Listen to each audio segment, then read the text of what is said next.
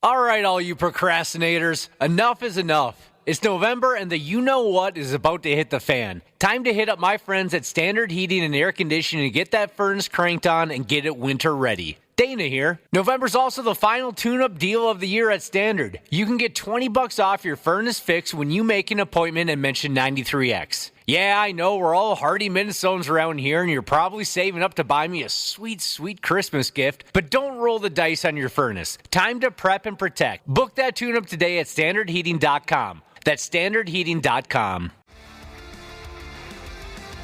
Yeah, so here we go. We've hit the halfway mark of our Thanksgiving F-off week. No worky next weeky, so it's F-off week for the 93X Half-Ass Morning Show. Welcome to the show. Pancakes by the Lake Jesus texted in Josh at this ungodly hour. It's my ultimate F-off day, he says. It's been a couple years since I've had an ultimate F-off day. So let's make some noise. What do you say? Hey, I'm down. I'm excited for him. You know, he hasn't checked in a while, letting us know how quitting smoking is going. Get back to us and let us know where you're at. He was doing real well the first few check-ins. I don't recall. He informed us recently that he's attempting to quit with the cigarettes. Yeah, and then Ashley, you told him what, day 3 was the worst? Yep. And Nick, you encouraged him to continue to smoke? Oh, yeah. Does that ring a bell at this point? Sort of. Well, get back to us. Let us know, Pancakes by the Lake Jesus. If you don't mind, spending your ultimate F-off day texting with us. Quitting smoking? What are you, like a bitch or something? I've heard it's good for you. Noise, huh? He wants noise. Well, Josh has got an entire sound effects machine over there. You tell me, Josh, we could play him the sound of a motorbike, whatever it is. Yeah. Loud noises! I'm not sure if that's the type of noise he's looking for, but Josh has got an entire sound effects machine over there. That's my text alert anytime you text me, Nick. What's that? It's the motorcycle guy. Is that right? Yeah. That's fun. Wing ding ba guy. If Pancakes by the Lake Jesus wants noise, we'll try and give a player what he wants. What else is going on today? I was reading something or another this morning that brought me back to the days of being 21 years old, standing in line to hit up the dance club. When's the last time you went ahead and stood in line to get into a club? Never. Boy, early 20s. You've never done it, Ashley? No. Never once have you stood in line to get into the hot joint. Nope. What have you stood in line for? Yeah, what have you stood in line Maybe for? like an autograph or... The bathroom? Yeah, honestly, not much. I hate waiting in line for anything. Well, nobody likes so waiting. I'll try to avoid that at all costs. Well, but we were in our early 20s. It was the dance club. I guess maybe meeting a band? Back in the day, living up at St. Cloud State University, we'd stand in line sometimes in far below zero temperatures, only wearing T-shirts, to get into a dance club called The Rocks, because that's where all the females were. Never liked the music much, but we sure had fun over there. Was that a thing when you were at St. Cloud, Dana, The Rocks? No, I just remember Red Carpet, McRudy's, that MC's Dugout, those types of joints. Well, there's an app now for the young people, so they don't have to stand in line. Something called Line Leap. It bills itself as your best friend on a night out, and more or less you pay a fee on the app to be able to bypass the line at popular bar or nightclubs. You walk right in, the rest of the suckers are still standing, leaning up against a brick wall, waiting for their turn. I'd feel a bit like a douche if I use that and I'm just walking by folks that have been in line for a while. Yeah, but you get over that pretty quickly once you walk into the club. Yeah, it would Maybe. last for maybe 5 seconds for me. I don't know. There's a bar that Sally's locally uses this, don't they? they do, yep. Yeah, I thought they were a part of this. There was a bar that I went to in my mid-20s when my friends and I were at our peak of degenerate status. And we were such regulars there that on Saturday nights, there'd be a line around the block and we could just walk right in. And looking back, I kind of feel like a douche, but at the time I felt pretty damn cool. So Line Leap is the name of the app. I wonder how, if enough people start doing this, if all of a sudden we're right back where we were in the beginning. Yeah. Like at Disneyland and various parks, you can buy those line cutter passes. They still have long lines. Yes, that's the thing about those things at Disney World. I've heard about that. Yeah, I've seen that before, and I thought, well, what's that other line for? And they're like, oh, they bought the line cutter passes. Well, I don't think it was worth it. No, they're still in line. Yeah, I mean, maybe it was a little bit shorter, but it was crazy long still. I have no idea what those cost, but I bet especially at a park like Disney, it's not cheap. No. I mean, nothing's cheap there. Good point. Everyone's going to buy the Line Leap app, and we're going to be right back where we started. Oh, here, Medical Device Jesus just texted in the same thing. What's that? But what if everyone has a Line Leap? Does a line form again? LOL. Then they'll probably charge, exactly. Then they'll charge more for Line Leap Plus. Yeah. Right? Yep. And Line Leap Max. it says here the cost is between $10 and $25. How long? I mean, I'm trying to remember again. I was early 20s, and I only stood outside maybe a couple times. I don't know if it was more than 15 minutes, No. maybe less. I mean, Rick's Cabaret, when we do Toys for Tatas, which we're doing again next month, all the info's on 93x.com.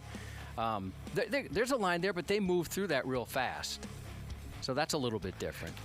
Yeah, Josh, I don't think we ever stood there for longer than, like you said, 15 minutes. And that was on the extreme end. But when you're 21 or 22 and all you want is to get in there and you're praying you can find a bar stool or a table and it's 30 below zero, some nights it did feel like forever.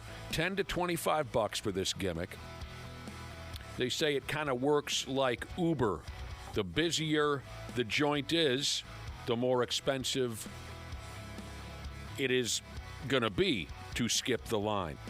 Popular for the young people, of course, the ones who like to hit up the clubs and such. Yeah, some say, oh, it's a douche move. It's another way people can flaunt their money. It's $10. Yeah, come on. Don't be so sensitive. Scaffolding Jeebus says the Fast Pass at Valley Fair is worth it. He said, Yeah. you pay more, obviously, but he said he gets to the front of the line and he can hit a ride 3 times before some of the folks Yeah. finally get on that. Is that thing. right? Wow. Just giving those poor people DX crotch chops as you go through the line again. Hey, you just see you go through again like, God, I'm almost bored with Yeah. how many times I've been through this thing. As you guys already stated or noted, there are a number of bars here in Minneapolis that use this Line Leap. Not everybody's dialed into it, but I imagine the hipper clubs are the ones who know 21, 22-year-olds are going to swing by. The College Club in Dinkytown, that's just down the road here. Well, and so is Sally's. Somebody said something about I'm not familiar Sally's. with College Club. Yeah, I can picture it. It's right down the street here. It used to be called the library back when I was in college. Oh, yeah. I always thought that was a funny name. Cute. Mom, Dad, I'm going to the I'm library. going to the library. Spent all night in the library, Mom.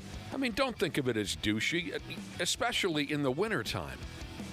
I hate being cold. Yeah, so why not? If you got a few bucks in your pocket, why not buy this Line Leap bit and walk right into the joint? Well, I remember being young, too, before Line Leap and apps and things like this were a thing, where somebody, if they wanted to get in, they'd just go grease the palm of the bouncer and get themselves right in the door. Or if you look like Ashley, you can walk right in. Yeah, that's funny how that works, isn't it? Yeah.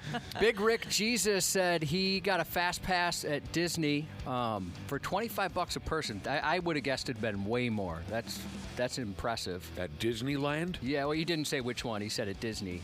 And said you wait 15 minutes max. Well, maybe that's true, but I'll tell you, when we were there, it was way longer than that. Mm-hmm. It was definitely longer than that, so he must have went at the right time. I think the reason I haven't stood in a line to get into a bar is if I have ever rolled up to a bar or a place where there's a line, I'm not going. Yeah, actually, I'm There's like, been plenty of times where I see that, and I'm like, nope, not doing it. You just don't have any patience to wait for 5-10 minutes? No, and that means that it's going to be way too busy inside, and that stresses me out. I don't like that's one of the reasons why. You got a lot of problems. I know. That's one of the reasons why I don't go out or haven't been out to like a Halloween shindig at the bar on Halloween or the night before Thanksgiving is because I don't like really packed bars. Although, Well, nobody does. But again, right when we were 21, 22, I didn't care. Right, Josh? no, when you're that young, Yeah. you're looking to get some action Yeah. and get hammered. Yeah, it doesn't matter. Now it's different. It's much different. Like you, Ashley, if I see 3 people deep, I'm like, this is ridiculous. Why'd I even pay to park? If I have to wait longer than like 10 minutes to get a beer, I don't want to go in.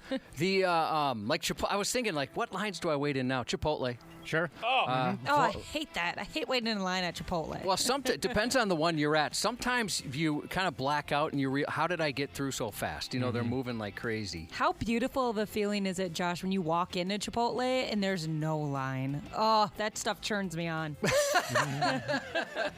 Why are you horny? Well, I walked right in. I don't have to compete with anybody else. I can just get my burrito as soon as possible. Yeah, so there you go. Voting. That's another, I guess, waiting in line for voting. Oh, at my age. I thought you said boating. And you No, were- I've never waited in line to vote. There you were at the launch or something like that, waiting to dump your boat into the water. Voting. Yeah, voting. Okay, sometimes you can stand around for a stretch of time there. I stopped at Target the other day, and there was a line of about 70 to 75 people. Target had been open for about an hour or two, so it's not like they were waiting outside. They were waiting lined up inside the store. And I was very confused. And I asked the woman who's working there, and she goes, there's rumors that somebody's going to be dropping off a fresh set of Pokemon cards. So all those people were in line on the off chance that they might be getting a Pokemon delivery that day. Again with the Pokemon. How many did you say? I'm sorry, did you say what was the demographic there? Like, are these parents looking? Oh, yeah. No, or collectors? Collectors, absolute collectors. Okay. No kids or teenagers. It was all straight-up collectors that were probably looking to buy them and flip them. That's a whole different animal right there. Yeah, I mean, I suppose they're looking at it like this is my job. Mm-hmm. Yeah, hanging out at the Rocks. Had a lot of fun times over there. The dance club when I was at St. Cloud was called Rum Runners. I just remember that. They Which had, sounds familiar. I remember that name. yeah, sure. they had an 18-plus night, and that was like the big spot when we were freshmen. People would get loaded in the dorms and then go to Rum Runners. Whenever I hear that old song, it reminds me of spending time at the Rocks. You guys are going to have to help me. Because when I was going to that bar, 21, 22 years old, it was a hot #1 single, and they just pumped the balls off of this old song. It was a group of guys and gals from Sweden. No, it wasn't ABBA. Ace of Base, Yes, what was their big hit? The Sign. That's it. Oh. That's it.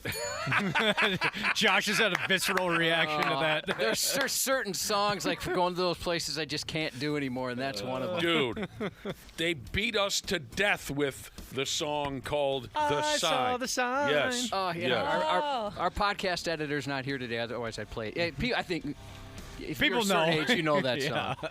Dana, you nailed it. And then every once in a while they'd play Brown Eyed Girl, and I just wanted to leave. Or Violent Femmes. Oh, no. I couldn't stand that one. what was Blister that? in the Sun. Oh, yeah. But had some great times over there. I mean, we were 21, just raising all levels of hell. Maybe my favorite moment from hanging out at the Rocks was I was sitting there with one of my bros. A couple of gals that we knew fairly well came and sat with us. Donnie. I was sitting there with Donnie. Donnie was hammered, and he was always terrible with women. He didn't really know how to talk to them.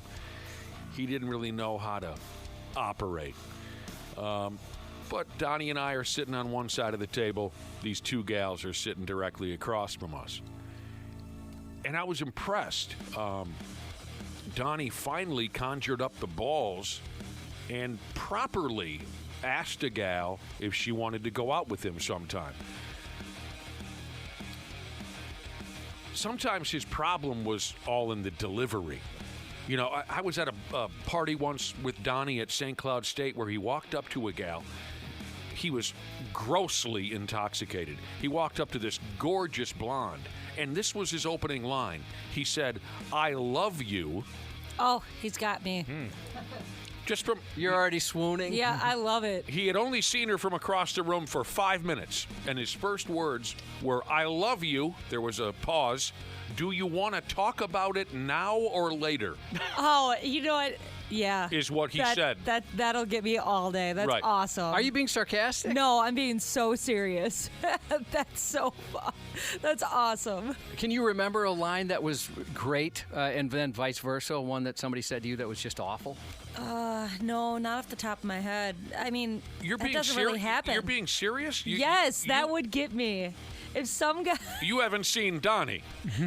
Yeah, I guess that No. kind of depends. I mean, that would definitely, despite what they look like, I would definitely have a conversation with them. Really? Yeah. A strange man walks up to you and says, "I love you." There's a pause. "Do you want to talk about it now or later?" And you give him a few minutes of your attention. 100%. I mean, if we're at a party or something, you know, I to would be that degree. terrified. If I was like at a gas station, that's a little different. But if I knew he was drinking, and as you said, it was very clear that he was drunk. You know, Yeah. sometimes I'm very thankful that you are married. And not a single gal on the loose, because I feel something terrible would happen to you. I know. Josh, are you not shocked that I am, but I was thinking about this, and I totally agree with you, Nick. Like, that's weird. I'm almost disappointed in you, like you're my child. I mean, I see the little bit of adorableness to that, but at the same time, it could be creepy depending on the delivery. But I was thinking, like, for me, if a girl said anything, I don't care. I don't care what she said, whatever the line is. So maybe I shouldn't talk. I wouldn't be picky at all. It doesn't all matter they what have she to says. do is ask? That's it, Josh? That's it. All women have to do is ask, Back- and he's in. But to finish my story about Donnie, so he was notoriously bad with women, but this particular night we're sitting side by side. There's two good-looking gals sitting directly across from us. And again, we knew them fairly well. They weren't strangers. Donnie, by the way, the two gals were also very drunk. Donnie looks at the one across from him, and he says this: "Hey, I was wondering if, maybe in the next couple of weekends you wanted to go out. You and I go out sometime." And I was like, wow, you finally, delivered that with some form of maturity and class. The gal doesn't make a sound. She dips her head down between her knees and vomits all over the floor. She wipes off her mouth and sits back up again, and Donnie says, "I'll take that as a no." He killed it. Donnie was knocking it out of the park that night. Gross. He was on a roll. So was Donnie one of those? It kind of sounds like it, but I definitely have had friends, or we've worked with people that rejection meant nothing to them, other than, I guess I'm just changing my place in the bar. They would throw darts. I mean, as many darts as they had. No. He although he threw a lot of darts, he would take it kind of hard. Oh, he would take it personally. Aw. Yeah, so it wasn't like he was all night long hitting on every woman in the bar. He was a little too shy for that. He would shoot his shot. Is that the modern terminology? Sure. He would shoot his shot and get turned down all the time. And he would take it to heart a little bit too much. He wasn't so much of a, hey, there you are, I'll hit on you. That wasn't quite his approach. I had a buddy who was just blunt and honest, and when he's talking to a girl, he's like, "I'm not going to do the dance. I'm just going to be honest. I'm looking for somebody to go home with tonight. I'm not looking for a relationship. Are you interested?" Nothing wrong with that approach. No, it actually worked out pretty well for the guy, because a lot of women would either say, "Well, hey, thank you for being honest, so I don't have to waste my time," or girls would say, "Yeah, that's exactly what I'm into as well." I don't believe this, but I was told the drunkest I've ever been is when we went to they called it the Cuervo Nation, British Virgin Islands, and They were plying us with so much alcohol. It was their fault. It was their. You know how anytime you get too drunk, it's always somebody else's fault. The damn bartenders overserved us last night. I mean, I've never drank so much in my entire life. They're just, hey, here you go, here you go, here you go. I'm kidding. I'm not blaming them. I could have easily said no, but I decided that I'm not going to use that word. Mm-hmm. And so somebody told me that was my move, like a friend, and I think he was busting my chops. But it is the same night that I peed all over my clothes in the closet, threw up for about 25 minutes, and don't remember much else. So you're saying a friend of yours claims you were approaching women with the "I love you" line, and you don't believe it? No, I would just say, "Hey, do you want to F?" is what he said, and that's so not my personality. I don't believe that's true. Yeah, I don't either. But he was. I mean, I still think he's messing with me, but he hasn't dropped a bit to the point where it kind of horrified me. Who is this guy? A guy we used to work with. Oh, I don't. A guy you almost got into a fight with in Chicago or Colorado. I don't believe you ever approached women in that fashion. No way. Yeah, I was there the whole time. Yeah, I don't. And he also said that I almost got into a fight. That never happened. Yes, that's the thing. And I thought, well, what? And I was concerned, like, okay, I guess I can't ever drink again. No, he was just making stuff up. That never happened. He was kind of one of those guys. I've said this before, Josh, but my favorite part about that story, that Cuervo Nation story, is once I was out of high school, I didn't really listen to your guys' show. Thanks. But I know, I'm sorry. But I caught one day on Saturday a rewind, and I heard you tell that story. I'm like, wow, that dude's a legend. He parties his balls off. That was the reputation I got, which me and Nick thought was hilarious, because that was the first year when we went 2 years in a row. Right. And we've mentioned this before on the air, but we came back, they're like, Mr. Party Guy. You know, it's like I'm the opposite of that. I know. And then when you first messaged me about potentially working here, I was like, oh my God, the tequila guy? Oh, jeez, this guy's an animal. Can I handle working with this guy? Because that's all I knew about you was that one story. I just want you guys to know that I listened to you every day in high school. You did? Yeah. Well, I did in high school. Once I got to college, I obviously wasn't up at 6 in the morning. Ashley. I did in college, too. What a good friend Ashley is. I and failed. only Ashley. I can't believe that if some donkey walks up to you, a complete stranger, and says, "I love you," you're drawn to that. That makes me so nervous. I'm pretty. I'm easily impressed. I would be so lost if my wife left me.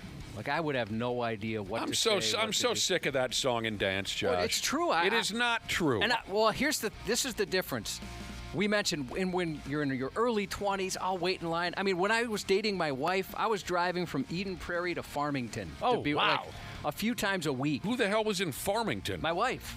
What an idiot. But I don't like leaving the zip code, and so let's say she left me now. If somebody's like, hey, do you want to go downtown? I have to say, honestly, no. Well, dude, where would you meet a woman? I wouldn't. No Josh way. at the chain bars in Egan. What are you people talking about? Where would he meet a woman? He doesn't have to go anywhere to meet a woman. You get online. Yeah, Josh on the dating apps would be pretty great. I kind of forgot about dating apps. It's not 1977. But even but so, Josh hates pictures of himself. He wouldn't even have a picture on his dating app. That's true. He doesn't have to have a picture on a dating app. He's Josh from the Half-Ass Morning Show. Oh, you know what I do? Actually, my phone created a picture of me, so I just put that up. Girls probably like that, right? An AI picture. Oh, yeah. Like, hey, would you like to do this activity? I would prefer not to. Thank you very much. If your wife left you, you would be munging within a 24-hour period. Now, munging appeals to me, but that's a solo act. Yeah, I don't. Oh, it is? I was just trying to throw out the grossest sexual term I could come up with. No, you'd be we've fine. done this all that You'd be fine. You'd be better than fine. I'm not being humble. I truly believe I wouldn't be fine, which I'd be fine with, actually. You'd be fine with not being fine. Yeah. I mean, that's what masturbation's for. Don't look up munging. We bring this up You don't all the masturbate. time. I know. I feel awful about myself the few times I have. Don't look up munging. If you don't know what it is, and we give you this warning, and I get it, the first thing I'd want to do if somebody said don't look up munging is look it up. We've never had one person text back and say, that wasn't that bad. Why'd you have to make a big deal out of it? Everyone says, I wish I would have listened. You guys have seen those texts too. Oh, yeah. It's horrible. It never ends, and it gets worse and worse and worse. Tell me more about this Toys for Tatas. So December 12th, it's the same thing we do every year. Shoot, we've been doing this since when Dana was listening in high school, and then when he abandoned us after high school. Yeah, I forgot you guys still did it. Yep. Still do. December 12th, it's a Friday, like always. And the rules are the same. Bring an unwrapped toy. This year, we're also collecting food. If you want to bring some food, that'd be awesome. I'll have a little. Take some lunch home after it's over. I should have been specific. The food is for us, so like an Egg McMuffin or something. Yeah, KQ is doing a food drive right now out in the lobby, and I walk by and I'm like, man, that's nicer stuff than I have in my cabinet at I home. know. I've already dropped some stuff off there. Yeah. And I'm glad you brought that up. That's a great thing. Just a quick aside. If you're interested, KQ is doing this food drive, and it's been real successful so far. Our address is 2000 Elm Street Southeast in Minneapolis. You can drop stuff off even after hours if you got something in your pantry or you want to pick up some stuff. They're doing some really good things there. But just like we do with Toys for Tatas, unwrapped toy gets you in free. The breakfast buffet. If you haven't been to a strip club for food, you think it's a joke, but it's not. That breakfast is awesome. I remember the first time being a little nervous to eat eggs at a strip club, but it's really good stuff. And you can stay as long as you want, free admission. Obviously, the girls are dancing the entire time. It's a Topless. blast. Yeah, they have no tops on, No. to be specific. And the underwears get smaller every year. But 93x.com has the info on it. But Okay. there's people we see every year, so you know how it goes. So the date is Friday, December 12th. And usually they open the doors at 6? Yeah, 6. Okay, 6 a.m. This is the first we've mentioned Toys for Tatas on air, correct? Yep. Yeah, because we're told, hey, you guys are going to be announcing it soon. And then they announced it online and social media, and nobody let us know. Nobody for promotions or our bosses have been like, hey, you guys should talk about this. So we're less than a month away from our latest Toys for Tatas charity event. We're accepting food donations and toy donations. Yeah. Gift donations. Doesn't have to be a toy necessarily. It can be whatever the hell kind of item you think a young person would enjoy. Yeah, and we mention this every year, too.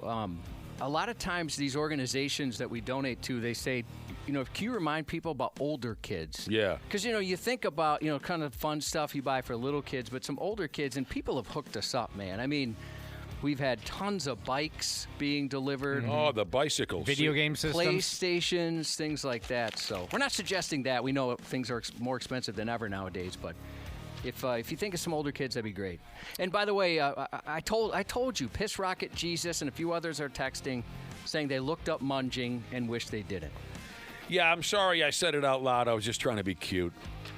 It's a funny joke. Oh, well, there you go. I think that's enough for an opening break. What do you think? Later on today, Randy Shaver will pop by. Normally on Wednesdays we talk with Marcus Polino from the Man Bear Pigs, but he called us early this morning and said he'd rather do it Friday. And we said, well, think about it. I know we actually said yes. We did say yes.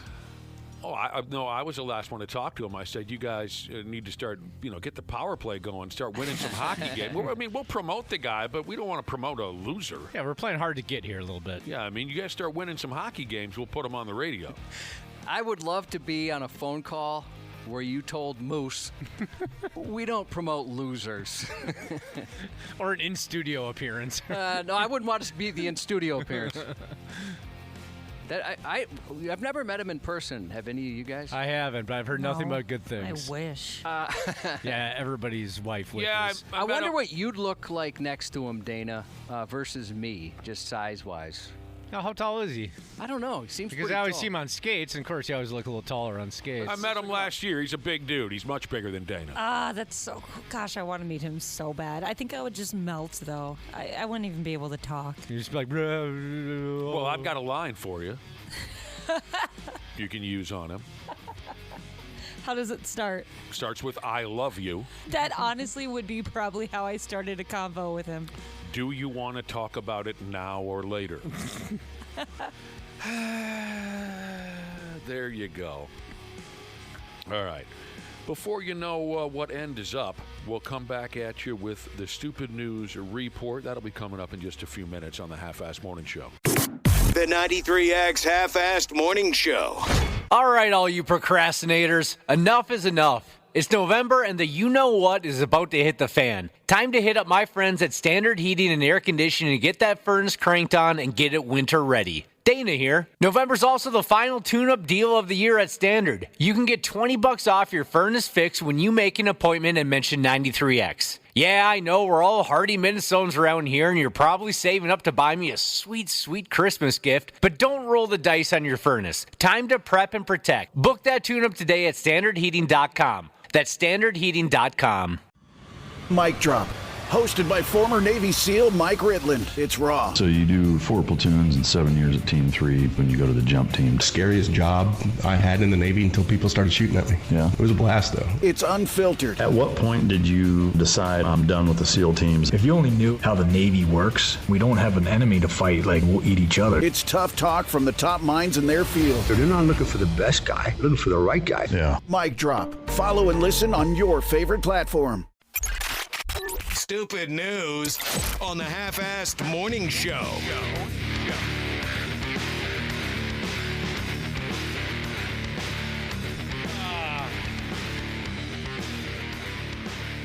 We're going to start off today's Stupid News Report talking about a 10-year-old kid. A 10-year-old kid in Nashville, Tennessee, stole his mama car. You ever steal your mother's car, Josh? No, but when we were in, I want to say, maybe 8th grade, we used to take out my friend's parents' car all the time. And the thing is about his parents were like the cool parents. And like they would take us out to eat. They had all the cool electronics. They had a lot of bucks, pool. He had a super hot older sister. And they had a Lexus that they really didn't care that we drove around. Oh, really? They knew about it? Yeah, all the time. And the one time I drove, we got followed by a cop. Oh, no. And I was such an idiot, I thought, well, I'll just start making right turns and left turns and right turns, and then he won't follow us anymore, right? Of course, that rose more suspicion. Yeah. And so he might have got a call or whatever, but he let us go. I'm sure he's like, those guys are a little young to be driving around. Sure. But that was a blast. We had a lot of fun doing that. Whatever happened to this hot older sister? I'm not sure what she's up to nowadays. Well, I learned a lot from her. Potential second wife? What do you mean you learned a lot from her? Well, she was older by about 4 years. Her friends were like a lot of guys. You know, they come over for pool parties and stuff. They taught us about rock. They scared us into liking Black Sabbath, saying, you know, you got to be careful. You can't listen to this too much because you'll start worshiping the devil. They used to give us rides in the trunks of their cars. They'd open up the trunk and we'd be back there riding around. So it sounds like you learned more from her dude friends than you learned from her. Well, we also... I thought maybe she was your sexual awakening type. Well, yes. Character. Yes. So from your past. And I'm not trying to be foul. I was wondering if I should bring this part up or not. But one time we would go through her room to get on the roof to jump into the pool, right? Sure. So one time we did, and we found some underwear that was soiled to the point where my friend was concerned. This was 6th grade, before we had sex ed. She had poop in the back of her underwear? No, not that. This is something about once every 28 days this could happen. Oh, you son of a bitch. And so we went up to the mom and we're like, hey, we're not sure what's going on, but we found this. Oh, my God. Are you out of your damn mind? Well, he led the charge. I was concerned, too, like, oh, no. How old were you? This was 5th or 6th grade. I want to say 6th grade. You thought she had an injury. We all did. None of us knew what was going on. And you handed her panties. No, we just mentioned it. You mentioned to the mom and said, hey, you know, you might want to check on her. What in the hell is wrong with you? She's bleeding internally. Well, once she told us what was going on, that's what I questioned what the heck was wrong with us. I had no idea. And I grew up with 3 adult women and a sister. I had no clue. Nobody talked about that kind of thing. That is a fun story. So I learned about that. I learned about that from this young lady. You did. Yes, you did. She dated a Navy SEAL. She did not. Well, she did too. And he said, "Hey, do you want me to choke you out?" And I said, "Yes, please." And he got behind me and choked me out. I was choked out by an American hero. Oh, that's awesome. Was it cool. Jesse Ventura? Bald guy, kind of tall, muscular, went into wrestling, making movies, and became the governor? Yeah. Yeah, that's him. Yeah, that's the guy. She dated the body. A 10-year-old kid in, what did I say? Nashville, Tennessee.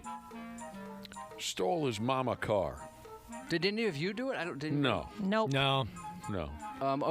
My friends did it without me once, and they went through the back of a garage because the dad was in the yard. This was a different dad, and he was a very intimidating, mean guy.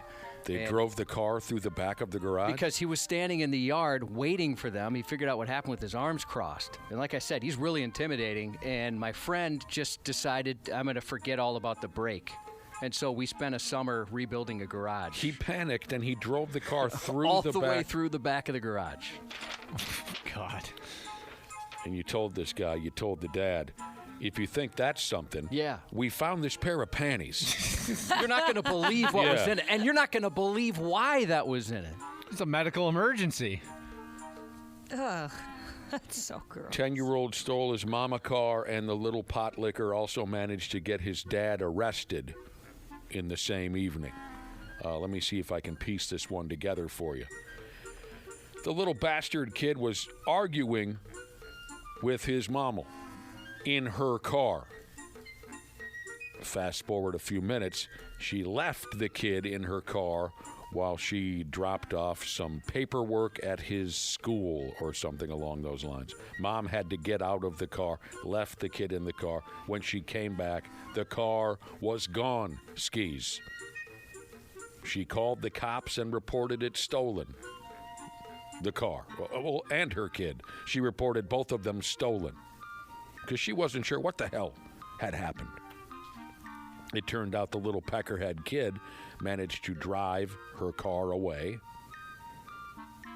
drove it 2 miles back home, and even parked the car in the garage.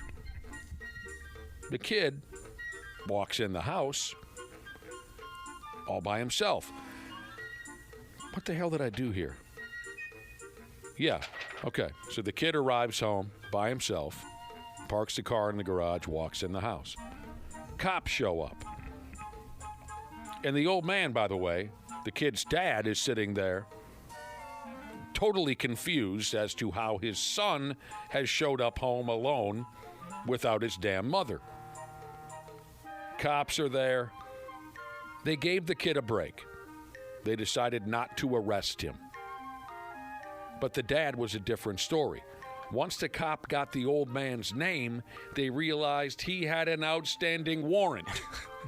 So dad was taken to jail. That little bastard's going to get it. Yeah. Yeah, Dad's not going to say a word at Thanksgiving. When you go around the table and everybody says what they're thankful for? I'm not thankful for that little prick right there, that's for sure. His list is going to be short this year. Assuming he's not in jail at Thanksgiving. Yeah, that kid won't have a chair at Thanksgiving. So now the old man's got to face the music. He's in trouble for what they call here wire fraud and theft. It also sounds to me like maybe this kid's role models might be massive dumbbells. Yeah, and if this is the worst he does, maybe he's doing all right. But I still think the old man should ground this kid until he's effing 18 years old for putting his ass in jail. Short but fat Jesus said when she was 13, she and 2 other 13-year-olds stole a van from New Richmond, Wisconsin, made it all the way to Lubbock, Texas. Oh, my God. That's impressive. Wow. At 13 years old. Oh, my God. Kept driving south until you hit Lubbock. Yeah. That's got to be like a 17, 18-hour drive or something. At least, yeah. That's insane. That's a poke. I mean, did they also have $1,000 worth of gas money in their pocket? I don't know if I'm buying that one. I wonder how old she is. I don't know if I'm buying that Or maybe they had mom or dad's credit card. And was there something in Lubbock that that was their final destination? They wanted to go see a band or something?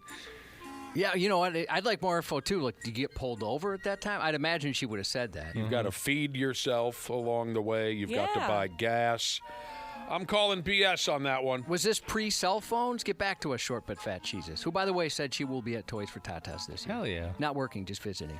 D20 Gamer Jesus said before he got his license, when his parents were away, he snuck the car with a friend to go rent the Blue Lagoon. Well, that was a big one when I was a young kid. When did that come out? 1980? I think 1980. Yeah. Oh, I never had enough balls to do something like that. My parents You would've didn't? ended my life. Well, yeah, so my parents, too. That's why we took out a friend's car. And plus, his parents had a Lexus. My parents had garbage vehicles. The Blue Lagoon. Now all I can think about is Brooke Shields. She was a missile back in the day. All right. We were talking about kids, this 10-year-old kid who stole his mama car. The 6-7 gimmick. Isn't it time to move on? 6-7? Right. I find it funny, and then you know what happens is when people get so frustrated over something like that, then it kind of becomes more funny. More funny. It irritates me, but it's nice that the kids are having fun. Yeah, it could be way worse. Yeah, I don't encounter it much. Well, I'm a lucky guy. This is the only place I ever hear about it. Same here.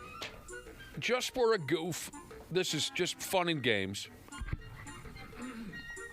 Cops in Indiana are handing out, quote, tickets to elementary school students if they're caught saying 6-7. A sheriff's officer in Indiana went into an elementary school to jokingly hand out tickets to students using the phrase 6-7. Everyone had a good laugh. Then he pulled out his gun and said, "Now tell me what it means." They made it big. This story, as you heard, made its way onto what television program is that? South Park. They did a whole episode on 6-7. No. That audio you just played right there. Oh, Saturday Night Live. Saturday Night Live. Oh, South Park also did a whole audio on. They did a whole bit on it. And that was before I ever, I heard about it maybe once before I saw that episode. I mean, it's amazing how many parents text in. I mean, my kid, all his friends, they all do 6-7. So now I'm trying to burn out Nepo Baby. So I call all of them Nepo Babies no matter what. Every single one of them. Okay, what does that mean? Like, nepotism, right? Like you got your job simply because your parent does this or whatever. All right. Again, there's a town in Indiana that's handing out tickets. It's all a joke to elementary school kids if they're caught saying 6-7. The cops who are handing them out, they call themselves the Tippecanoe County Sheriff's Office. Josh, tell the young kids, because you're around young people now and again, tell them that Tippecanoe is the new thing. See if that becomes their new slogan. Well, I'd have to get a TikTok channel. It starts that way. Would you be intimidated if you were arrested by the Tippecanoe police? No, that's adorable. Yeah, not at first. I'd say something else. Tippecanoe. Tippecanoe. I'm trying to make it a thing. I thought maybe if I said it over and over again, then maybe you wouldn't be able to shake it from your mind, and maybe it could replace 6-7. Angry bus driver Jesus hears 6-7 every single day, Monday through Friday. 6-7! I would think so. Oh, that gave me the willies. What was that? I couldn't even make out what that was. That was all the kids in South Park saying 6-7. 6-7! No, my wife is an elementary school teacher, and she said they completely changed their math worksheets and stuff, so there's no 6-7s in when you're doing your multiplication tables. Did they really? Yeah. Well, it's funny because they'll just use it for anything. That's why I'm using Nepo Baby for anything around the kids. And we're trying to drive them nuts. Those Nepo babies. There's some parent in the car right now with their kid listening to this, just hating us. Oh yeah. Sorry. We're not. Yeah, we're not the problem. I don't think they hate us. They know we're not the problem. Tippecanoe, I think there's a place in Wisconsin, a bar named that I've frequented. It's Tippy something. I'm going to go along with it. The Tippecanoe County Sheriff's Office out there in Indiana, they've put together some videos where they're ticketing third graders and whatnot for saying 6-7 out loud. They're ticketing kids at the school cafeteria and in the classroom. The cops call it the new 6-7 ordinance, which was passed to, quote, keep parents from going insane. 6-7. Whoa. Did I just hear 6-7, Mrs. Keller? You did. I think it was this one. I saw her hand up. Oh, yeah. First ticket of the day. Oh, no. Hey. Indiana Code 6-7. It's now against the law to use the word 6-7 unless using it in a math problem or someone's age. I don't remember something that became this big so quickly. I mean, the Gen Alpha stuff is kind of goofy, right? They always have words that mean nothing, skibbity and stuff like that, Riz. But this one, the 6-7, is so prevalent from any age group. I hear parents say it and stuff like that. It's weird how big it got. And again, it becomes a whole South Park episode. Hey, fellas, you want to know what time I woke up this morning? What time? Around 6-7. 6-7. Did you guys do your homework last night? I tried to, but I got stuck on problem 6 and 7. 6-7. Stop it, Josh. You don't anymore. I wonder if parents dude. If parents start adopting it, maybe it won't be as cool to the kids anymore. If the old folks do it, you know what I mean? That's what my brother and wife tried, or they tested that theory out on Halloween. They had the big numbers 6-7, like taped to their chest and put Christmas lights all around them. And I was not expecting the kind of reaction that they got. Well, one, my niece, their daughter, she was very ashamed to be their child that night. But the reaction from parents and other kids, it was insane. Well, yeah, I saw a few 6-7s running around on Halloween as well. That was our outfits. Coffee needed Jesus at her elementary math class. It's 6-7 all day. In their Spanish immersion kindergarten class, kids say siete. That's so much cooler. Just quick question, Coffee needed Jesus, get back to us. How many times a day do you think you hear that specifically, if you don't mind? Somebody texted in and said to look up what 6-7 was on the periodic table because that's what they're calling us. And I wish there was, I don't know if there's truth to this, but the element on the periodic table that has the atomic number 67 is holmium, whatever, but the abbreviation for it is HO.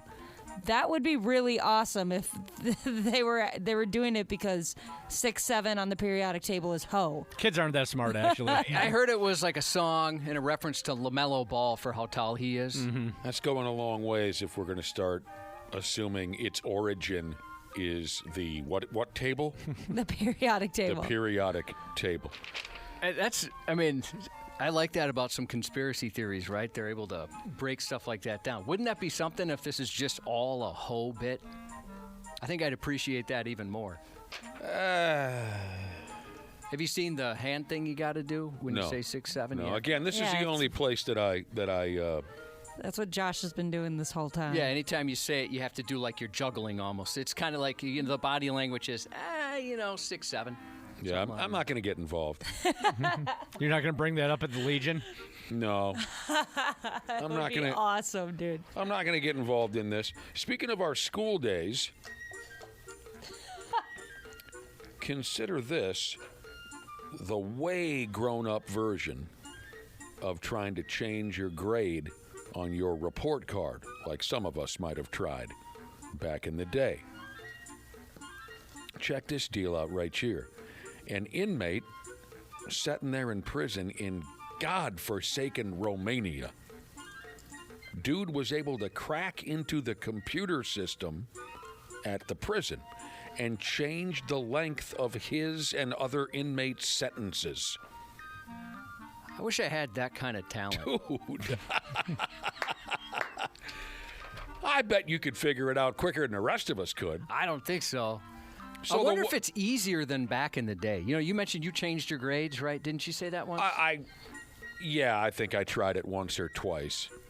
Change the grades like on my F becomes a B. Yeah, or you whatever. you take a pencil and try to. Oh, I should have mentioned that. Yeah, back in the day, the teacher just wrote it out right on a card. Yeah, or sometimes it was typed, but you could take a lead pencil and try to alter it. Yeah. I was never any good at that kind of thing. Yeah, I never did. I had friends that tried. They got busted. Yeah. But I wonder if it's easier or more difficult now. I mean, if you figure out how to get into the system, or if you just log into, or maybe not even have to log in, but sit down at a teacher's desk and change it. So the warden checks the computer and says, "Oh, Christ, prisoner number 5498 gets out today? I thought he was in for another 6 years. Well, okay, let him out, boys." That's hilarious. Dude was able to crack into the computer at the prison and F with his personal inmate information and others.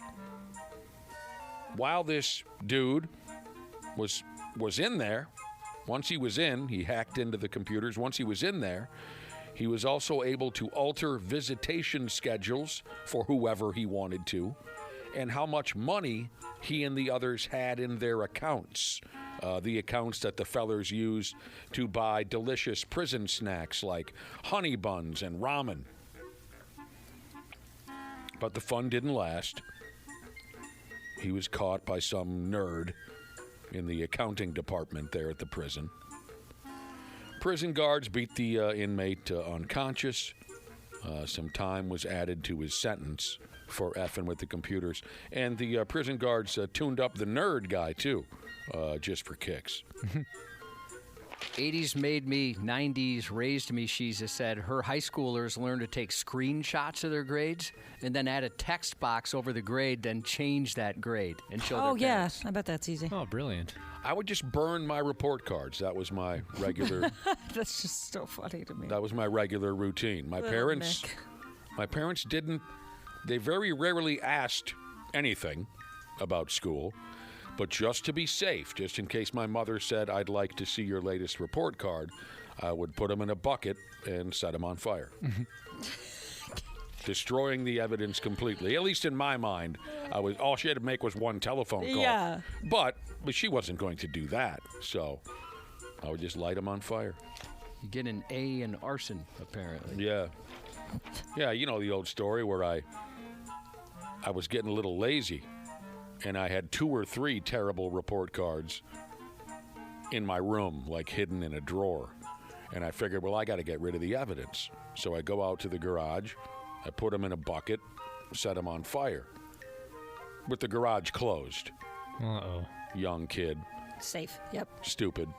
Well, I wasn't worried about burning the garage down, but just suddenly now I'm standing in a garage filled with smoke. Yeah, Right at that moment, the garage door begins to roll open because my dad has driven into the driveway. And smoke pours out of the interior of the garage.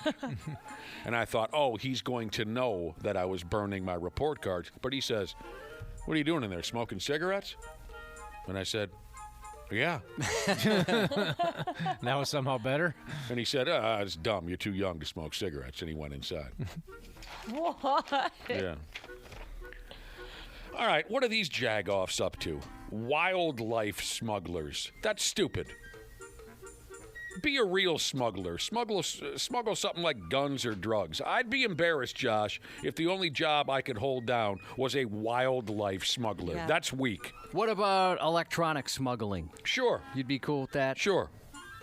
Because electronics, my God, we rely on them with everything we do these days with our computers and whatnot. I think I could carry myself with a certain amount of pride if I was an electronic smuggler. What about...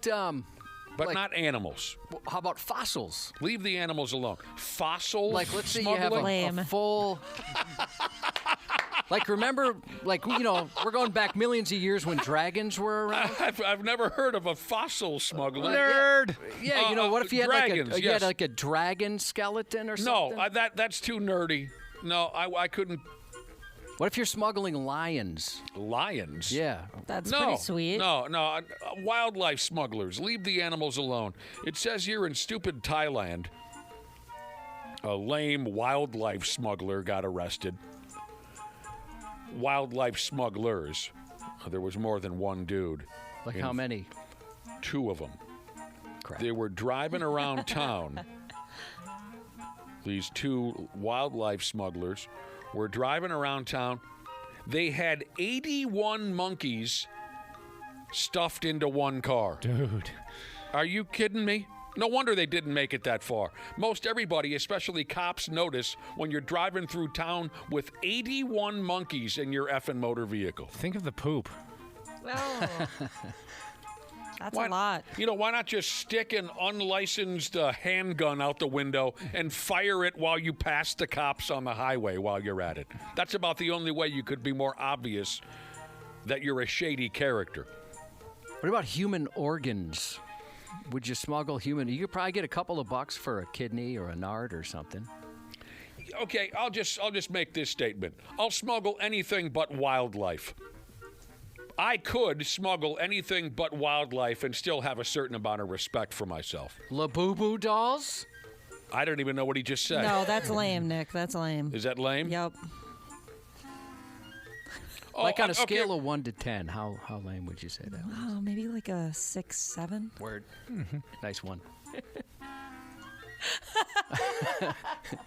Nick's mouth agape. Okay, these guys did have some meth rocks on them. That's somewhat respectable these days, right, meth? But I have zero respect for people who F with animals. 81 monkeys in a car. These clowns are part of an international jag-off wildlife smuggling network.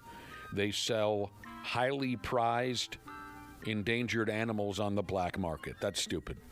Broad daylight, trying to get through town in a car straight up crawling with monkey carcass. 81 of them. 2 or 3 of them are hanging from the rearview mirror. One of them's messing with the radio. Just total madness. But we're always running into stories like this. Stupid dildos who stuff lizards and kittens and whatnot down their pants and try to get them through airport security. Baby orangutans. Fish. Yeah, some of those are crazy expensive, right? Like kois and whatnot. Panda bears. Snakes. Leave the pandas alone.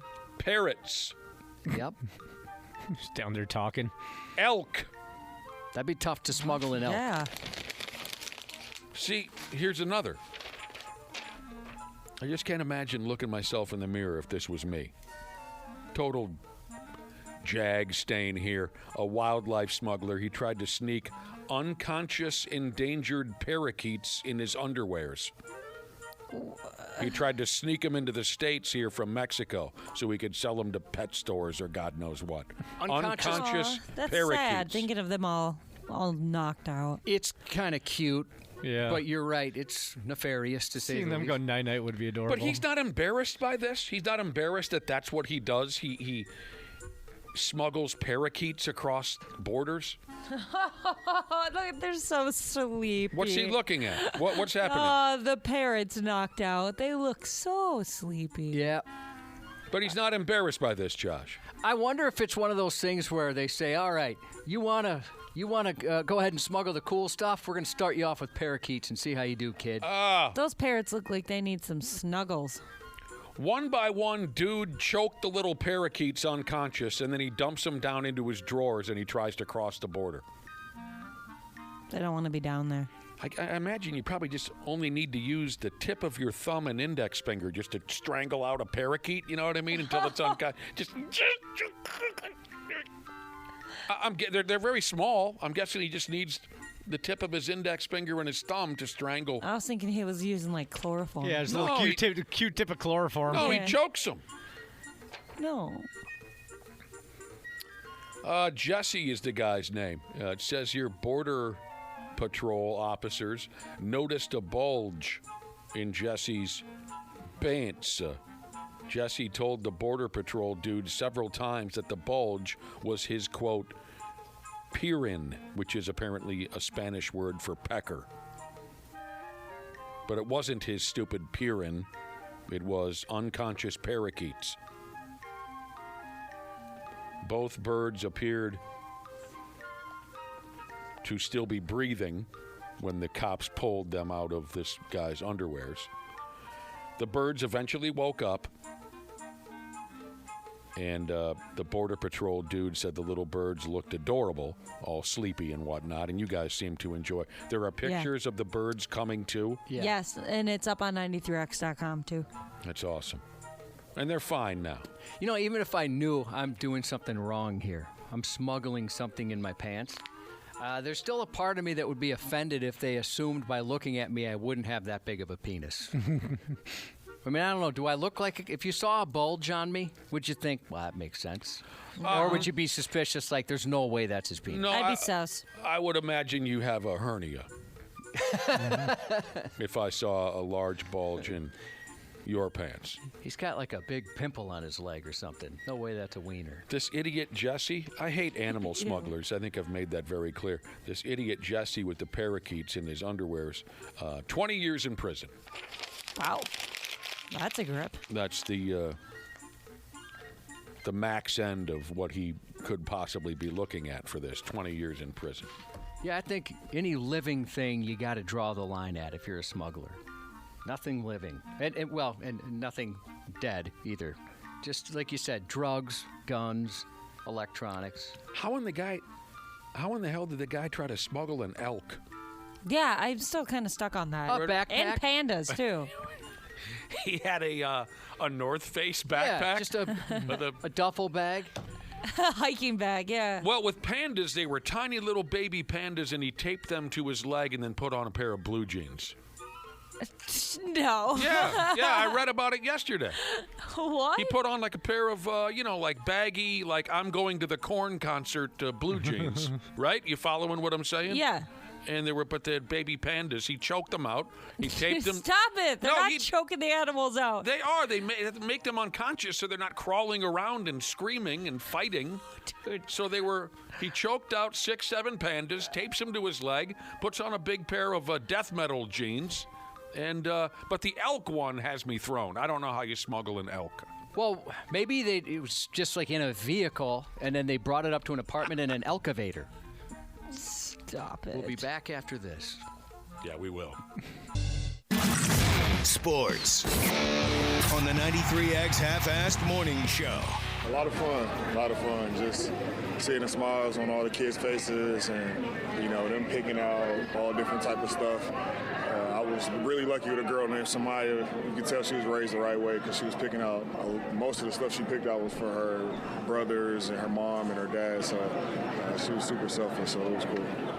Did the Timberwolves take the kids shopping? Yeah, that was awesome. Can you imagine? So cute. Can you imagine having that opportunity as a kid? Especially these kids, they have a rough time already, and the fact that they go out there and get to hang out with their favorite basketball players got to be really cool. The videos were incredible. Yeah. And they got to meet Bullseye, the Target mascot. I know you love mascots, Nick. He is a cute mascot. I am a fan. I am. So the Timberwolves took the young kids out Christmas shopping. That was audio of Julius Randle, who was very happy to be there. I'm trying to think if Julius Randle ever took me shopping. Well, he could reach all the stuff higher on the shelves that I'd have trouble with. True. Yeah, I would make him buy me like household stuff. Like a year's worth of paper towels. Oh, that'd be nice. That's cute that the little girl, though, was helping out her mom and dad and brother and stuff. Yeah. That's pretty cool. I agree. Julius Randle That'd be tough as a kid, wouldn't it? I mean, as to choose? I mean, as a little kid, thinking about your parents and your siblings, I mean, that's pretty impressive. Yeah, I don't think I would have when I was younger. Absolutely No not. chance. I would forget I had parents and siblings until afterwards. I would be so excited about toys and electronics. Yeah, I would only be thinking of myself. But I'm trying to come up with, if Julius Randle and I went shopping, what would we buy together? You think he'd show me where I can get a real quality sex swing? Yeah, if not, I got to hook up. A friend of mine won a sex swing at her work party in a very corporate environment. Now, this was a while ago. I doubt this would ever happen nowadays, but she won one. Can two men go shopping together for a sex swing? It's encouraged. You can bounce ideas off each other. Ah, man. Ooh, maybe he could get me one of those cool potato guns. Oh, yeah. I had a friend who had one of those. Me and Julius Randle go shopping for a potato gun. What do they call it? Chunkin' Pumpkins? I forget. We I went to don't know. That's cute, though. Seavers Corn Maze. We shot those little pumpkins out. It's awesome. I don't know. The thought of it is overwhelming. The Timberwolves play at home tonight versus the Washington Wizards. The Golden Gopher basketball team snuck out a win last night. Throw the most game on and go Gophers, Big Ten Network.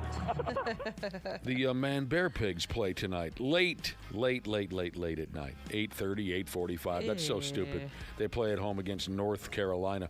At 7:30, Randy Shaver will be joining us. Some of you might be saying, isn't Marcus Polino going to join you? It's Wednesday. No, we're holding off till Friday with Marcus. Marcus would rather come on the radio Friday, so it'll just be Randy Shaver's lonely old ass joining us at 7:30. Between now and then, enjoy Josh's news report, which is coming up next. The 93X Half-Assed Morning Show.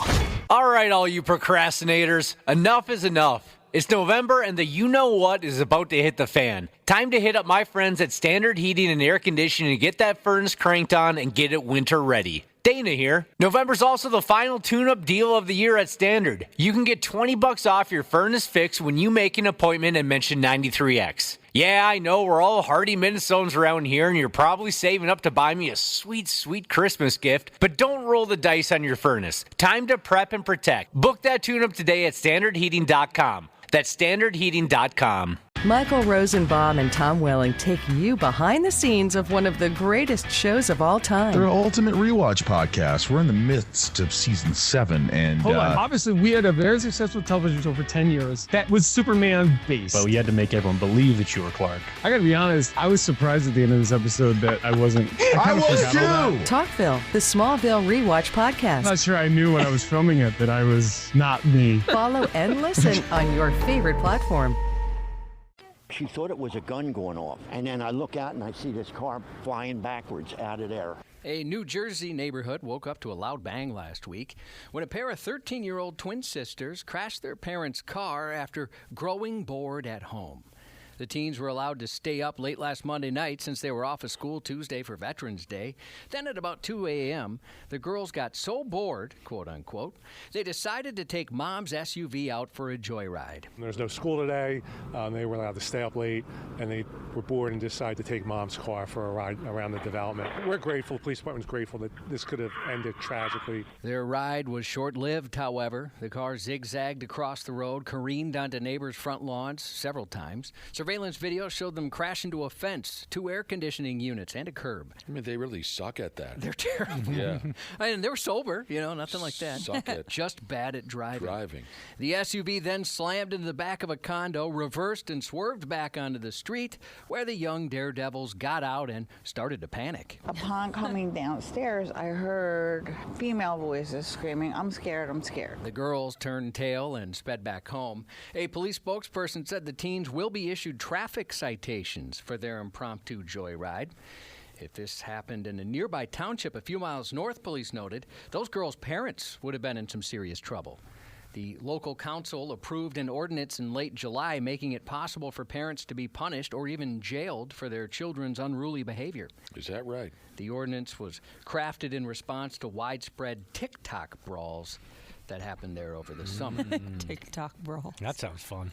Big street fights happening? I guess, yeah. And they said it was just like a neighboring city that had it, so they got lucky. Damn. So I mentioned the ride was short-lived. There's a particular, I don't know if you call him a voiceover artist or what you would, but a guy that narrates some novels that I've listened to, and he always says short-lived. So I had asked Nick, this was a while ago, Nick, maybe you remember, but I asked you, I'm like, have I been saying it wrong? I thought it was short-lived, but here's a pro guy saying short-lived. No, you're doing it right. It's short-lived, right? Yes, it is. I have heard people say short-lived once or twice. He must be Canadian or something. Yeah, I was wondering if that's or that's the correct way to do it. No. Like, a lot of people say karaoke versus karaoke, that kind of thing. You got. Don't even get into sauna. Yeah. Oh, no. That's a whole different animal. You're fine, Porsche. Cubby. All right. An Illinois man spotted hanging out of an SUV, casually waving a rifle around last week, said the only thing he's guilty of is trying to impress the ladies. Hell yeah, that'll do it.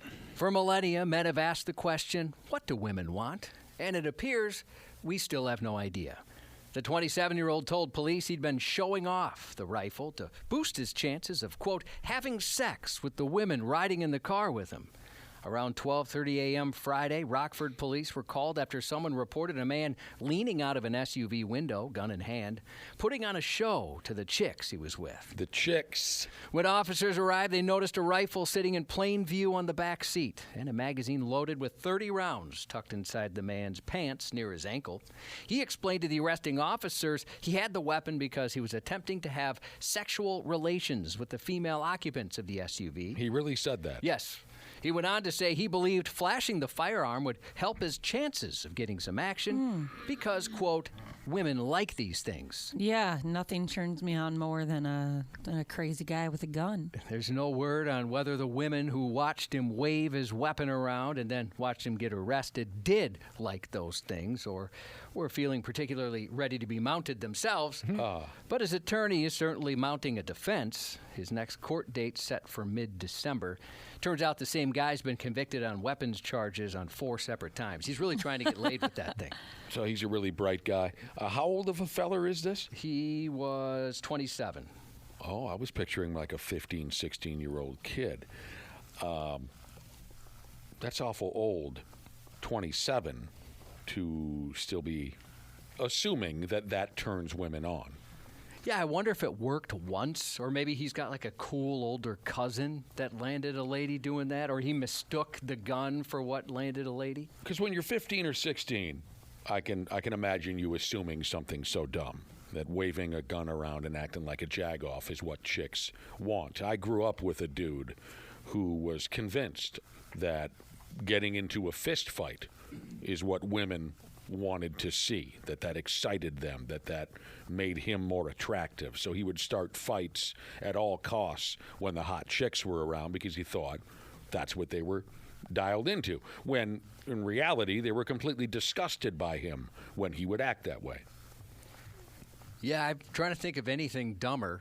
I know we did dumb stuff like, oh yeah, this girl's going to love it when I take this jump or something. Well, sure. Yeah, but then you're a kid. You assume stupid things like that. Yeah, that's what I mean. Like, right. I'm trying to think of some of the dumb things we guessed would work.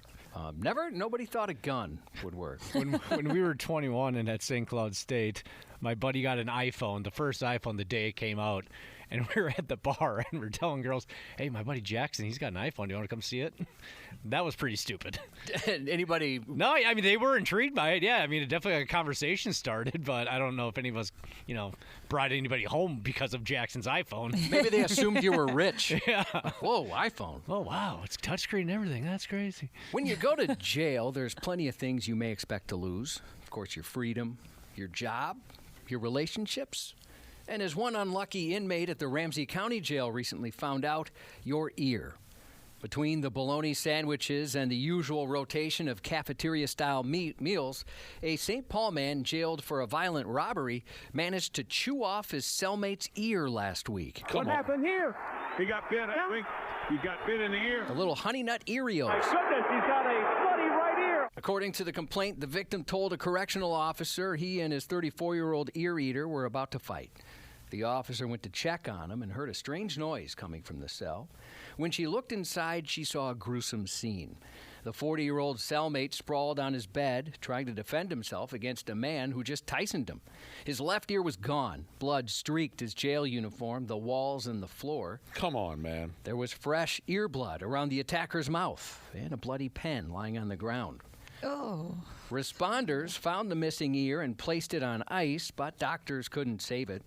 The victim told law enforcement the other man had tried to stab him with the pen before biting off his ear, a little jailhouse macaroni. You see the blood on the ear? That was definitely a bite. Did you say mac-ear-roni? I might have mispronounced macaroni. The two had been, quote, beefing ever since they became cellmates, he said. I haven't heard that in a long time regarding an argument between folks. It's rare. It's rare that it's described as a beef these days. The attacker was being held in connection with a first-degree aggravated robbery charge tied to an October incident in St. Paul. According to the criminal complaint, he approached a resident at an apartment building from behind, like a man, and struck him in the head again and again with a metal pole. That man tumbled down a staircase where the suspect stole his shoes, his wallet, and even his pants. Took the pants right off of him? He stole the guy's pants. That's so bogus. That's just insult to injury. My pants, man. This guy's like a wild dog. Yeah. Yeah, that's insane. Chewing someone's entire ear right off of their skull. Yeah, the story mentioned, the ear was gone. That's like a damn wild dog. A 63-year-old man was arrested last week after police say he flew into a rage over dinner at a Miami assisted living facility, and he ended up hurling a 2-foot metal vase. Investigators say the man went from soupless to ruthless when he learned the facility had run out of soup. Staff members told cops he began shouting, then pushed back his chair, stood up, reached for a decorative metal flower vase that sat on a nearby table, and slammed it on the floor twice. And this is an old bag of bones at the Blue Hair Motel? Not terribly old. He's 63. Oh, no, that's not old at all. When another male... What's he doing at the old folks' home? I don't know. Oh. It was an assisted living facility, so maybe he's got, Sure. some mobility issues. Sure. He's certainly got some anger issues. Mm-hmm. When another male resident stepped in to shield 2 female employees, the man scooped up the vase again and let it fly again, twice. Broth hit their mark, striking the victim first and then the right side of his chest and on his left leg, leaving him with a cut on his chest and a small puncture-type wound to his knee. Officers wrote that after the outburst, the man walked back to his bedroom and took a nap. Staff told police he wasn't... he's exhausted. Yeah. He was starving.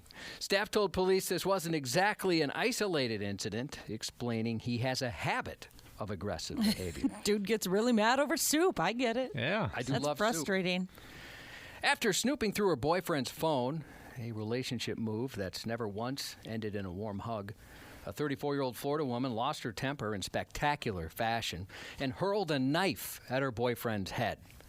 Daniel Banks made a classic relationship error by scrolling through her boyfriend's phone, spotting a $5 payment to a female friend. She went deep. Yeah, I guess so. Let's open up Venmo, yeah. Police said the miniature money maneuver upset Banks. Ironically, that's her last name, it's Banks. So she confronted him about it. From there, her anger, that is, only grew. She unleashed a flurry of insults, then graduated to a hands-on approach, landing several shots to his mouth. A moment later, police said she stepped into the kitchen, grabbed a knife, and threw it at his head, grazing his face and leaving a cut. Banks then fled the home and sped off, only to discover deputies have a pesky habit of following fleeing suspects. When she realized the patrol was closing in, she opted for a bold stealth tactic. She folded herself into a seat, hoping the upholstery might render her invisible. During questioning, she attempted to explain the injury by claiming she'd simply thrown a plate into the sink, and it must have been a shard from that broken dish that cut her boyfriend. That makes all the sense in the world. Case closed. But when it came clear her story wasn't convincing anyone, she invoked her right to remain silent. Her arraignment is scheduled for Friday. Well, why was he sending the money to that girl? Did we ever figure it out? For a nude. $5. $5 for a nude? I don't know. $2.50. I'll give you one, Josh. Yeah, that's true. $5 isn't even gonna get you a coffee nowadays. I wonder what that was for. Right. We got a sensitive gal here. I guess so. A former Air Force intelligence officer admitted she lied to a federal agent, pleading guilty to falsely claiming her estranged astronaut wife had illegally accessed her bank account from outer space. Summer Warden, now 50, entered her plea Thursday, more than 5 years after she was indicted in what's become known as the space case. At the time, she accused her wife, U.S. Army Colonel Ann McClain, of wrongdoing while the two were struggling through a difficult divorce. Warden lied to the investigators at NASA's Office of Inspector General and the Federal Trade Commission, claiming McClain had inappropriately accessed her bank account, even though she wasn't on the planet. She claimed her spouse guessed her password and logged in illegally, all while deployed aboard the International Space Station as McClain floated 2,500 Nakatomi plazas above Earth. Yippee-ki-yay, motherfucker. Warden, who could receive up to 5 years in prison, is expected to be sentenced early next year, bringing some closure to a case that became the first criminal allegation lodged against someone in outer space. That's historic. Yeah. That's awful odd. Wait, where did you say she was again when she stole your information? Space station. In other out-of-this-world news, astronauts on future Moon and Mars missions may soon be spooning up a nutrient-packed new space food powder made from microbes, air, and urine. Astronauts on the International Space Station are testing a new process that makes food using their own urine. They're also testing a new dessert called I Can't Believe It's Not Brownie. The project will first validate the technology on Earth, then in microgravity on the space station, aiming to create a self-sufficient food source for deep space crews. With SpaceX and other agencies eyeing missions to Mars, sustaining astronauts on long-distance voyages is becoming increasingly crucial. Eating your own pee. Yeah, I guess they make it into something else. Megadeth frontman Dave Mustaine has always aimed high, but when it comes to imagining his ideal final show, he set the bar higher than anyone expected. Mustaine, who recently confirmed the band's 17th studio album and the world tour that follows will mark their final chapter, says he wants their last concert to be in space. Oh, come on. In a new interview with Metal Hammer, Dave said, "I hope we'll be playing up in space. I think it'll be really a fitting climax. A gig on the moon. That would be cool," he said. He points to a growing list of celebrities who've already broken Earth's boundaries, from singer Katy Perry to Star Trek icon William Shatner and billionaire Richard Branson. He said he can't help but wonder why he couldn't be next. "I saw they sent up a bunch of celebrities into space, and I thought, well, if them, why not me? I know Elon Musk and Richard Branson were working on interstellar travel. I think people are going to be traveling to space a lot sooner than you think," he said. When asked if he's joking about actually performing a full gig in outer space, he said someday it could happen, but things would need to blast off quickly for him to reach orbit. Even with his optimistic estimate that Megadeth's final world tour could stretch another 3 to 5 years, if Metallica can play Antarctica, why couldn't Megadeth perform where no band has ever played before? Antarctica and space are a little bit different. But Prove it. Yeah, have you ever been to either of them, Ashley? How would you know? I guess you're right. You got me there. Oh, you love Antarctica? Name 10 facts about Antarctica. Let her buck, Dave. Why not give it a shot, right? Can you imagine, like, ticket prices to go see him in space? The moon? and then the fees they put on top of that? Where was I going with this? He said this final tour could take 3 to 5 years? Yeah, he said at least 3. That's likely ridiculous. up to 5. Stop it. Just stop it. That's hilarious. Goodbye. Kinda. Sort of. See you in 6 months. And then probably again every year for a while here. 9 years ago yesterday, Metallica released their 10th album, Hardwired Self-to-Destruct. To self-destruct. Yeah. I didn't say the 2 part. You said hardwired self-to-destruct. Oh, I did? Well, thank you. You're welcome. I forgot to mention the final album from Megadeth is set to arrive this January. It'll feature Dave's version of the Metallica classic Ride Lightning, which he wrote when he was a member of band, What a guy that Dave is. At least he knows how to let it go. Right? When it comes to his career with Metallica, at least he's been able to let it go. I wish he wouldn't be so frustrated by that. I know. His band is so good and has been for so long. His band is superior to Metallica. Agreed. Here on Earth, Weird Al Yankovic's coming back to Minnesota. We announced it yesterday, but if you missed the news, Weird Al, the world's best-selling comedy recording artist, announced his 2026 Bigger and Weirder tour with special guest Puddle's Pity Party coming to the Minnesota State Fair, the Grandstand, of course, Friday, August 28th. Tickets go on sale 10 a.m. Friday. It's the first show unveiled in the Grandstand's upcoming season. It's very exciting. The National Toy Hall of Fame has announced its 2025 inductees, honoring 3 timeless playthings that have entertained and inspired generations of children and adults. Is that right? The new inductees are Battleship, Slime, Trivial Pursuit. They were selected from a field of finalists, including... What's so funny? As a kid, do you want to sit down and play Trivial Pursuit? Yeah, no, thank you. Didn't you play a kid version or anything? Maybe. I don't think so, though. I always thought that was fun. I mean, of course, like the sports or entertainment ones were better suited for kids. Yeah. And some of like the politics ones and things like that. They were selected from a field of finalists, including Catan, Connect 4, Cornhole, Furby, the Scooter, Snow, Sibian, Spirograph, Star Wars, Lightsaber, and Tickle Me Elmo. Did you say Sibian? Tickle Me Elmo freaks me out. The inductees will be on permanent display at the Hall of Fame inside the Strong National Museum of Play in Rochester, New York. I'll tell you what, Rochester, New York. It's always kind of fun seeing what they come up with for that stuff. Well, yeah, I mean... Takes you back. It really does. Kylo Ren in the Star Wars movies. Adam Driver is 42. Matt Sorum, drummer for Guns N' Roses, The Cult, and Velvet Revolver, 65. Happy birthday to Wyatt. He's working in Rogers today. Aussie Mom Jesus wishes her cool husband, Dry Ice Jesus, a very happy birthday.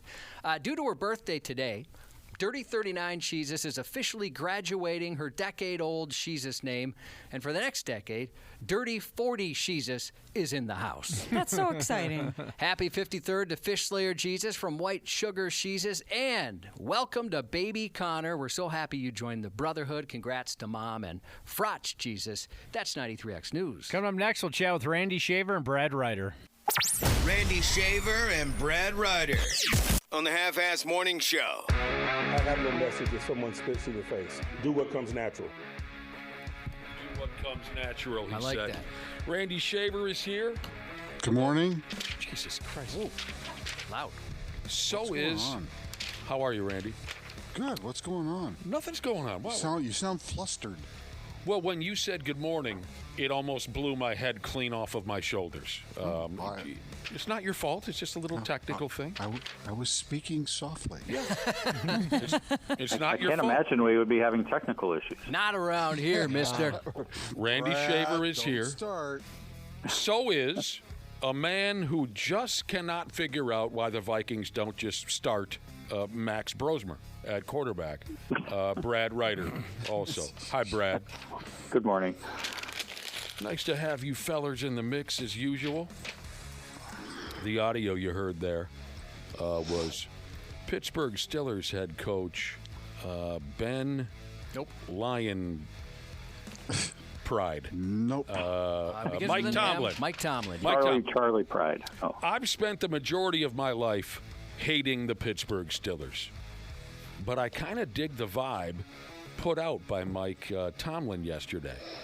So, sorry to have to go through this again, but in case folks don't know, a defensive back for the Steelers by the name of Jalen Ramsey, he threw a little sissy punch at a Cincinnati Bengals player on Sunday. The Bengals player, a dude named Jamar Chase. Chase spit in the face of Jalen Ramsey. So, Mike Tomlin was asked by the media jackals if he had a piece of advice for his players in case something like that ever happened again. Tomlin said, I have no message if someone spits in your face. Do what comes natural. I have no message if someone spits in your face. Do what comes natural. So he's more or less saying, hey, sometimes you got to loosen a fool's gap up a little bit for him. Yeah. Just take care of business. Yeah, sometimes you got to chin check somebody once in a while. I like that. Yeah, me too. Most coaches would go down a different route and talk about sportsmanship and role modeling for the young people and keeping your temper. Mike Tomlin went the other way. Kind of seems like one of those F around and find out kind of guys. Mike Tomlin? Yeah. Yeah, he's definitely old school tough guy. Yep. Yeah, he thinks he's a tough guy. I always liked him. There you go. Hey, says here there's a father and son out there playing on the same college football team. Randy Shaver, Brad Ryder, can you picture such a thing with one? No. No? With one of my kids, no. No. No, my dad and I never played on the same team either. Well, I wasn't asking if they ever played on the same team together. No, I'm I was kidding. asking if they could picture such a thing. What do you mean, Brad? Are you saying that your son isn't a good enough athlete to play college football with you? No, I'm saying I'm not a good enough athlete. Oh, you're not a good enough. Yeah, unless I guess maybe if you had your kid at like 13. Well, I think this guy did. Oh. That I'm about to bring up. That's good. That's got to be embarrassing for the kid sometimes, right? To have his dad in the locker room. Yes. His dad's buying all the kids beer on the team. Well, that would be different if he went ahead with that. Or would it be worse if everyone likes your dad way more than they like you? Like the team ignores you. You don't get invited to the parties where your dad does. Your dad's the coolest, and you're just like the loser on the team. Or your dad is hosting the party and he doesn't invite the kid. No, son, I got a reputation. Yeah. It's at your house. Yeah, you got to clear out for the night. Go upstairs, son. I had that problem as a young person. My dad was certainly much, much more well-liked than I was at times. So anyways, these two are Lamar Willis. That's the old man. Although it's hard to call him that. He's only 45 years old. I'm not sure how old the kid is. The kid's name is Josiah Willis. And they both play college football for the Compton College Coyotes. Dad is a wide receiver. The kid's a defensive back. Oh, so they got to cover each other in practice. Right. They do. They line up against each other in practice. At 45 years old, Lamar, the old man, has appeared in 2 games for the Coyotes. Didn't record any stats, but he says getting on the field was an accomplishment in itself. The Compton College football team, Josh, has seen better days. It appears that way. They play in the Southern California Football Association. They've lost 35 games in a row. Oh, boy. Including 0-10 on the current season. No wonder Dad's getting an opportunity. We're desperate. Maybe they can make it a 3-generation thing, and the grandpa can get out there too. Right. Yeah, no wonder 45-year-olds are getting a shot. Does Compton seem like a place that has a lot of coyotes running around? I guess I'm not Nope. picturing that. Definitely not. Well, Southern California, yes. Yeah, but Compton. Probably Compton not itself. within the city limits, I would say. No. But I don't know. Never been there. Traveling IT Jesus says, Dad on the same team as the kid. That's the story in Back to School. Oh, my damn. Rodney Dangerfield and his son are on the same swim team. Yes. Could you imagine making a bad play and you come over to the sideline and your dad is looking at you with that I'm not mad, I'm just disappointed look? Sure. Yeah, that'd be tough to take, too. Oh, yeah. Back to School starring Rodney Dangerfield. Isn't That's that a where funny movie. That's all right. I don't know. Oh, I thought it was funny. But I mean, all Rodney Dangerfield ever had to do was show up and you're having a good time. He was definitely cooler than that kid. Oh, without a doubt. I don't think the movie took great enough advantage of Rodney's skill set. That was my problem with the movie Back to School. 1986, I believe. But was that the movie, Josh, where he had the great line? Of course, he's a 55-year-old man at a college. He goes to a party. He gets in a hot tub with 4 hot college girls. And eventually, Rodney just submerges himself under the water, right? A love interest of Rodney's walks up on this scene, and Rodney comes up from under the water with a snorkel on his head, and he says to the woman, so she doesn't suspect anything, he says, "Oh, let me introduce you to my nieces." I just pulled up the Compton College football website. Oh, my goodness. What? You want to hear some of the scores of the games this year? Yeah. Oh, yeah, I have some of those. Well, I don't have... Oh, go ahead. Well, no, you go ahead with some singular scores. I have their point total differential on the season. They opened the season dropping a heartbreaking 64-0 nail-biter to Grossmount. Nail-biter. And then they lost 56-0, 70-0, 63-0. 62-0. They finally scored on October 9th or October 18th and lost 64-6, 48-6, and then they forfeited their last 2 games. Yeah, they've been whooped. Jeez. They did forfeit their final 2 games of the season. They just said, F it, we can't take it anymore. On the season, the Compton College Coyotes scored 12 points in total. They gave up 480. But it's an inspiring story, and it's being spread around. That's inspiring. Their closest loss was 53 points. Yeah, let's go out and get our ass kicked every week. That's inspiring. As father is.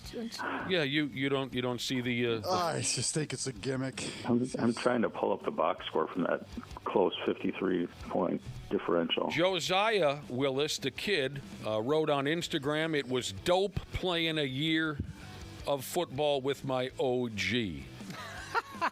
The same ball club has a 50-year-old guy playing on the defensive line. What is going on? No 50-year-old should be lining up at defensive end. That's hilarious. I'm surprised, Randy Shaver, the sentimental grandfather character that you've become, that you don't see the beauty of the father and son sharing the gridiron. I just don't see it. Do you think, could one of your sons take you in basketball now, Randy? You talking about now? Yeah, now. Oh yeah, for sure. Because we remember a time where you were very before. steadfast that there's no way they could, even when they were like in high school. When I first started this show with you guys, and probably the first 15 years, no way. But now, yeah. Yeah, I remember very vividly when we had your son Ryan on the air with us once or twice. Ryan. Smart Alec. Just to start trouble, he made mention that he could whoop your ass playing a game of horse or whatever, and you were greatly offended. But that must have been 10 years ago or more. Yeah. You've conceded now, though, that they are the superior athletes. Well, I mean, I'm almost 70, so yeah, I guess. Yeah. It's funny, you always hear stories about dads refusing to play one-on-one with their kids once they got too good. My dad and I kind of had a flip one around where I was big into Tiger Woods golf on the PlayStation 2. And he started playing it one summer. He's a teacher. He's got time on his hands. And he got so good at it that I refused to play my dad in Tiger Woods golf anymore because he'd whoop my ass. It was embarrassing. So you wouldn't play him anymore? No, I can't lose your dad in video games. It's a dad's job to make sure that his kids understand how it feels to lose. Yeah. That's a good point. It's a good point. Teach them humility. Yeah. Losing to an old person at a video game? Mm-hmm. Yeah, that must have hurt. Oh, yeah, big time. At least it wasn't something like Donkey Kong or something, Dana. Yeah. You fail much more often in sports than you succeed in most sports. Yes, you do. Not in this town. We win every year. No, that's why playing sports is so good for kids growing up, so they can learn that. It can be good and for you got to let them fail. That's the most important thing. You know, Dana, somebody brought up a good point about you and your dad being on the same team. Mm-hmm. Finally, your dad would show up for your game.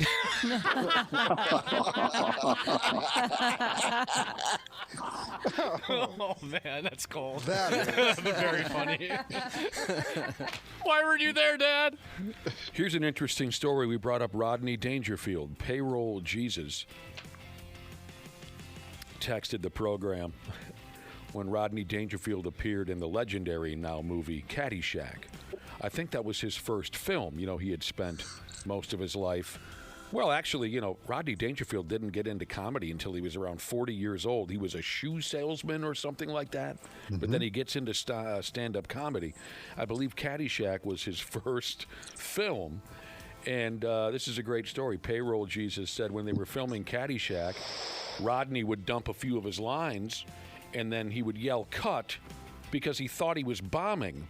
The staff had to explain to Rodney, no, we can't laugh, we're filming. You know what I mean? But speaking of the whole father-son thing, I mean, it was only the last few years of my life that I could finally outdrink my dad. I said that incorrectly. It was only in the last few years of his life that I could outdrink my dad. That took a while. Yeah. He has been called, by people who know, my dad has been called the second greatest beer drinker in the history of the town Wayzata. See, one of those guys. Second greatest. First was one of my dad's best friends, who's also passed on. One of those guys that has had 16 or 17 beers, doesn't even seem buzzed, just seems fine. I've only had 15 beers. I'm fine. It was only in the last 4 or 5 years of his life that I could outdrink him.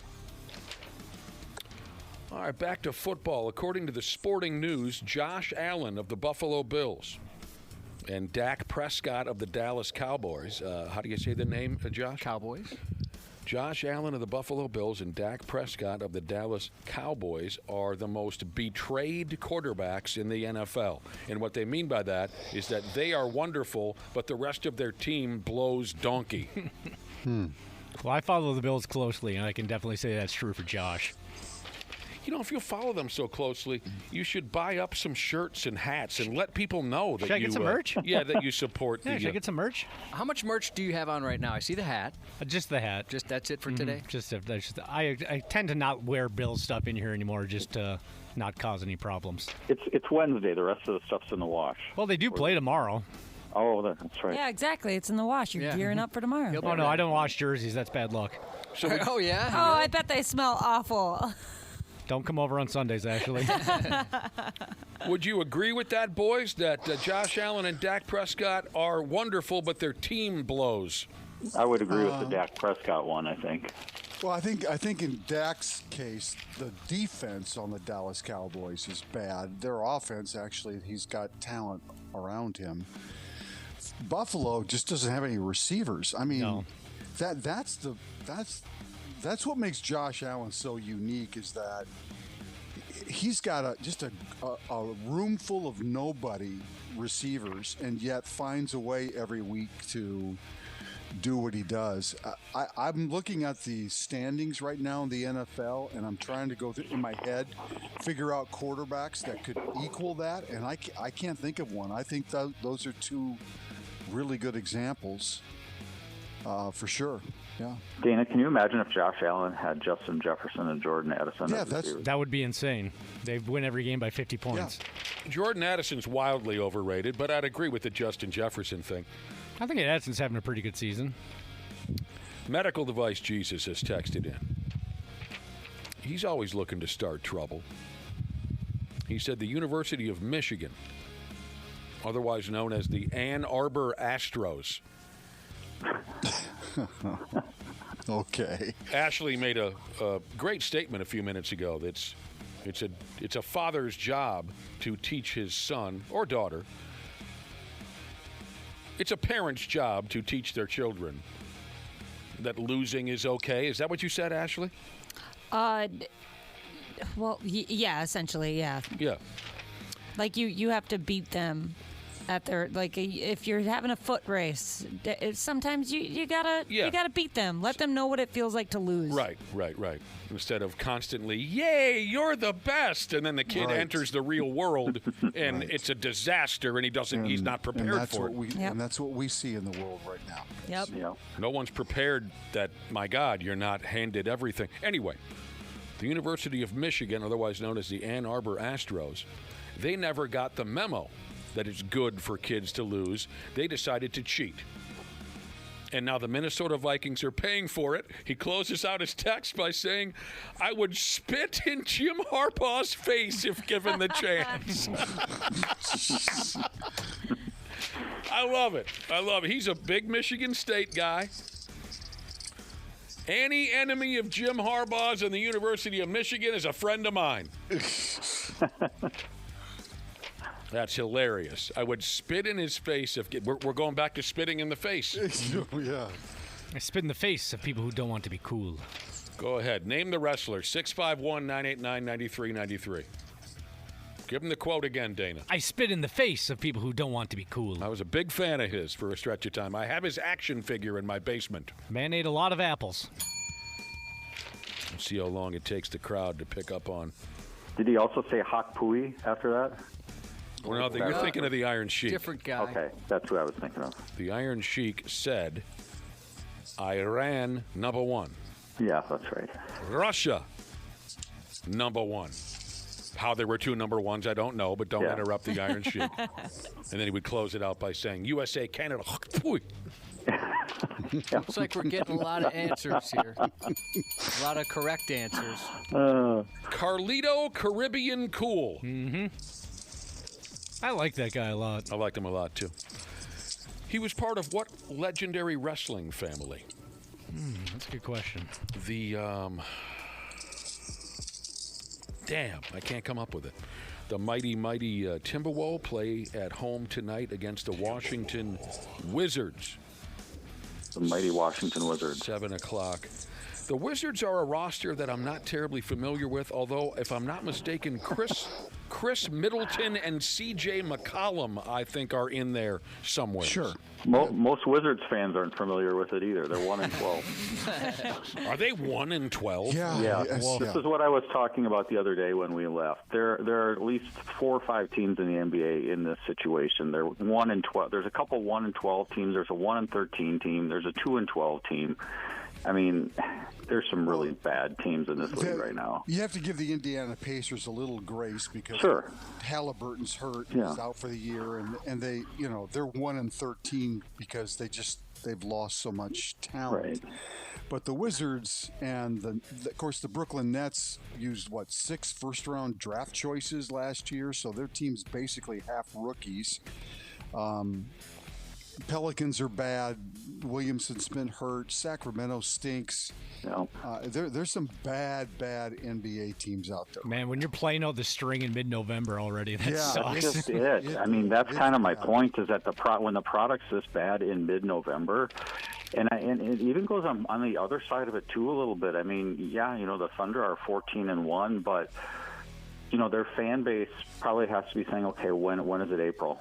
I mean, when are we going to get? Right? Yeah. There you go. When are these games going to matter? Because these games right now, we're winning all of them, and they don't. Yeah. Wolves Wizards tonight. But you know what? But I'm sorry. No. You know what though, Brad? You can flip this around though. I mean, San Antonio, for example, they're 10-4. I mean, this is a team that's been, even with Wembanyama, has struggled. Utah's 5-9. They're actually, playing decent basketball. They're rebuilding and trying to figure out where they are. Portland's 6-8. They're starting to figure some things out. So there's some team. I think Orlando's going to be a really fun team to watch before the season's over in the East. And, so there's some things happening with other clubs that get you excited. I mean, the Pistons are 13-2. There's some exceptions. It seems a little top-heavy and bottom-heavy right now. So. Sure. Well, I mean, yeah, I get that. But yeah. By the way, the all-knowing and all-powerful Brotherhood has straightened us out. Carlito Colon comes from, Carlito Cool is how we stated it originally, comes from the legendary Colon wrestling family. There was Carlos and Carlito and Eddie Colon. Thank you. They never let us down, do they, Cubby? Nope. They know everything. Doesn't matter the topic. The Patrick Beverley story has changed a little bit. Yeah. Yeah, this is bad. Quite a bit, actually. The Patrick Beverley story. Now it says here that Pat choked and punched his own sister. Oh, no. Oh. You ever have to knock your sister on her ass, Josh? No, because she could take me. Never once. Pat was arrested a night or two ago. We talked about it. Here's the story. His sister, who is 16, 17 years old, or somewhere along those lines, Pat's sister said she left the house in the middle of the night without permission to see her boyfriend. She was going out to meet her boyfriend at a park. Oh, I used to do that. Well, yeah. Yeah, That right. park was it's a rite of yeah. passage. That was the spot. Josh saw it happen all the time in the park across the street from his house. Yeah, you're right. You meet him in the woods. You Not meet good. him, meet him wherever your folks weren't looking. So his underage sister goes out in the middle of the night to meet her boyfriend. When she got home, her mother was awake, and her mother told Pat's sister, her own, the mother told the daughter, call your boyfriend and tell him to come over. When the boyfriend got there, he was told to come inside, and he did. Then the mom called Pat to come over. He's a calm. The young gal, Pat's sister, said that when Pat got there, he grabbed her by the neck and picked her up off the ground. Pat's sister claims he slammed her up against a wall and that he punched her approximately one time in the eye with a closed fist. And the sister also said that Pat made a comment along the lines of, I will be the family member to kill you. Oh. Disgusting. The boyfriend was then told to leave the house, which I'm sure he was more than happy to do at that point. Boyfriend called the cops. Pat was taken into custody and booked for felony assault. Now, Pat later said on social media, he said, please don't believe everything you see on the internet. Hope all is well. Love. I initially thought he had tuned up the boyfriend, and that's what a couple of stories put out. Yeah. Doing the protective older brother routine. But now the story has changed, and his sister is saying that he tuned her up. If that's all true, That's ridiculous and terrible. And I know the guy is a temperamental character. We've seen it when he was a professional ball player. But my wife and I have spent quite a bit of time watching his YouTube show or whatever it is. His podcast? Is it a podcast? Yeah. What- okay. They do video now for podcasts. Yeah, it's video and audio anyway. And I don't see him as the type of guy to beat up a young gal. I don't see him as that type of a guy. I don't know.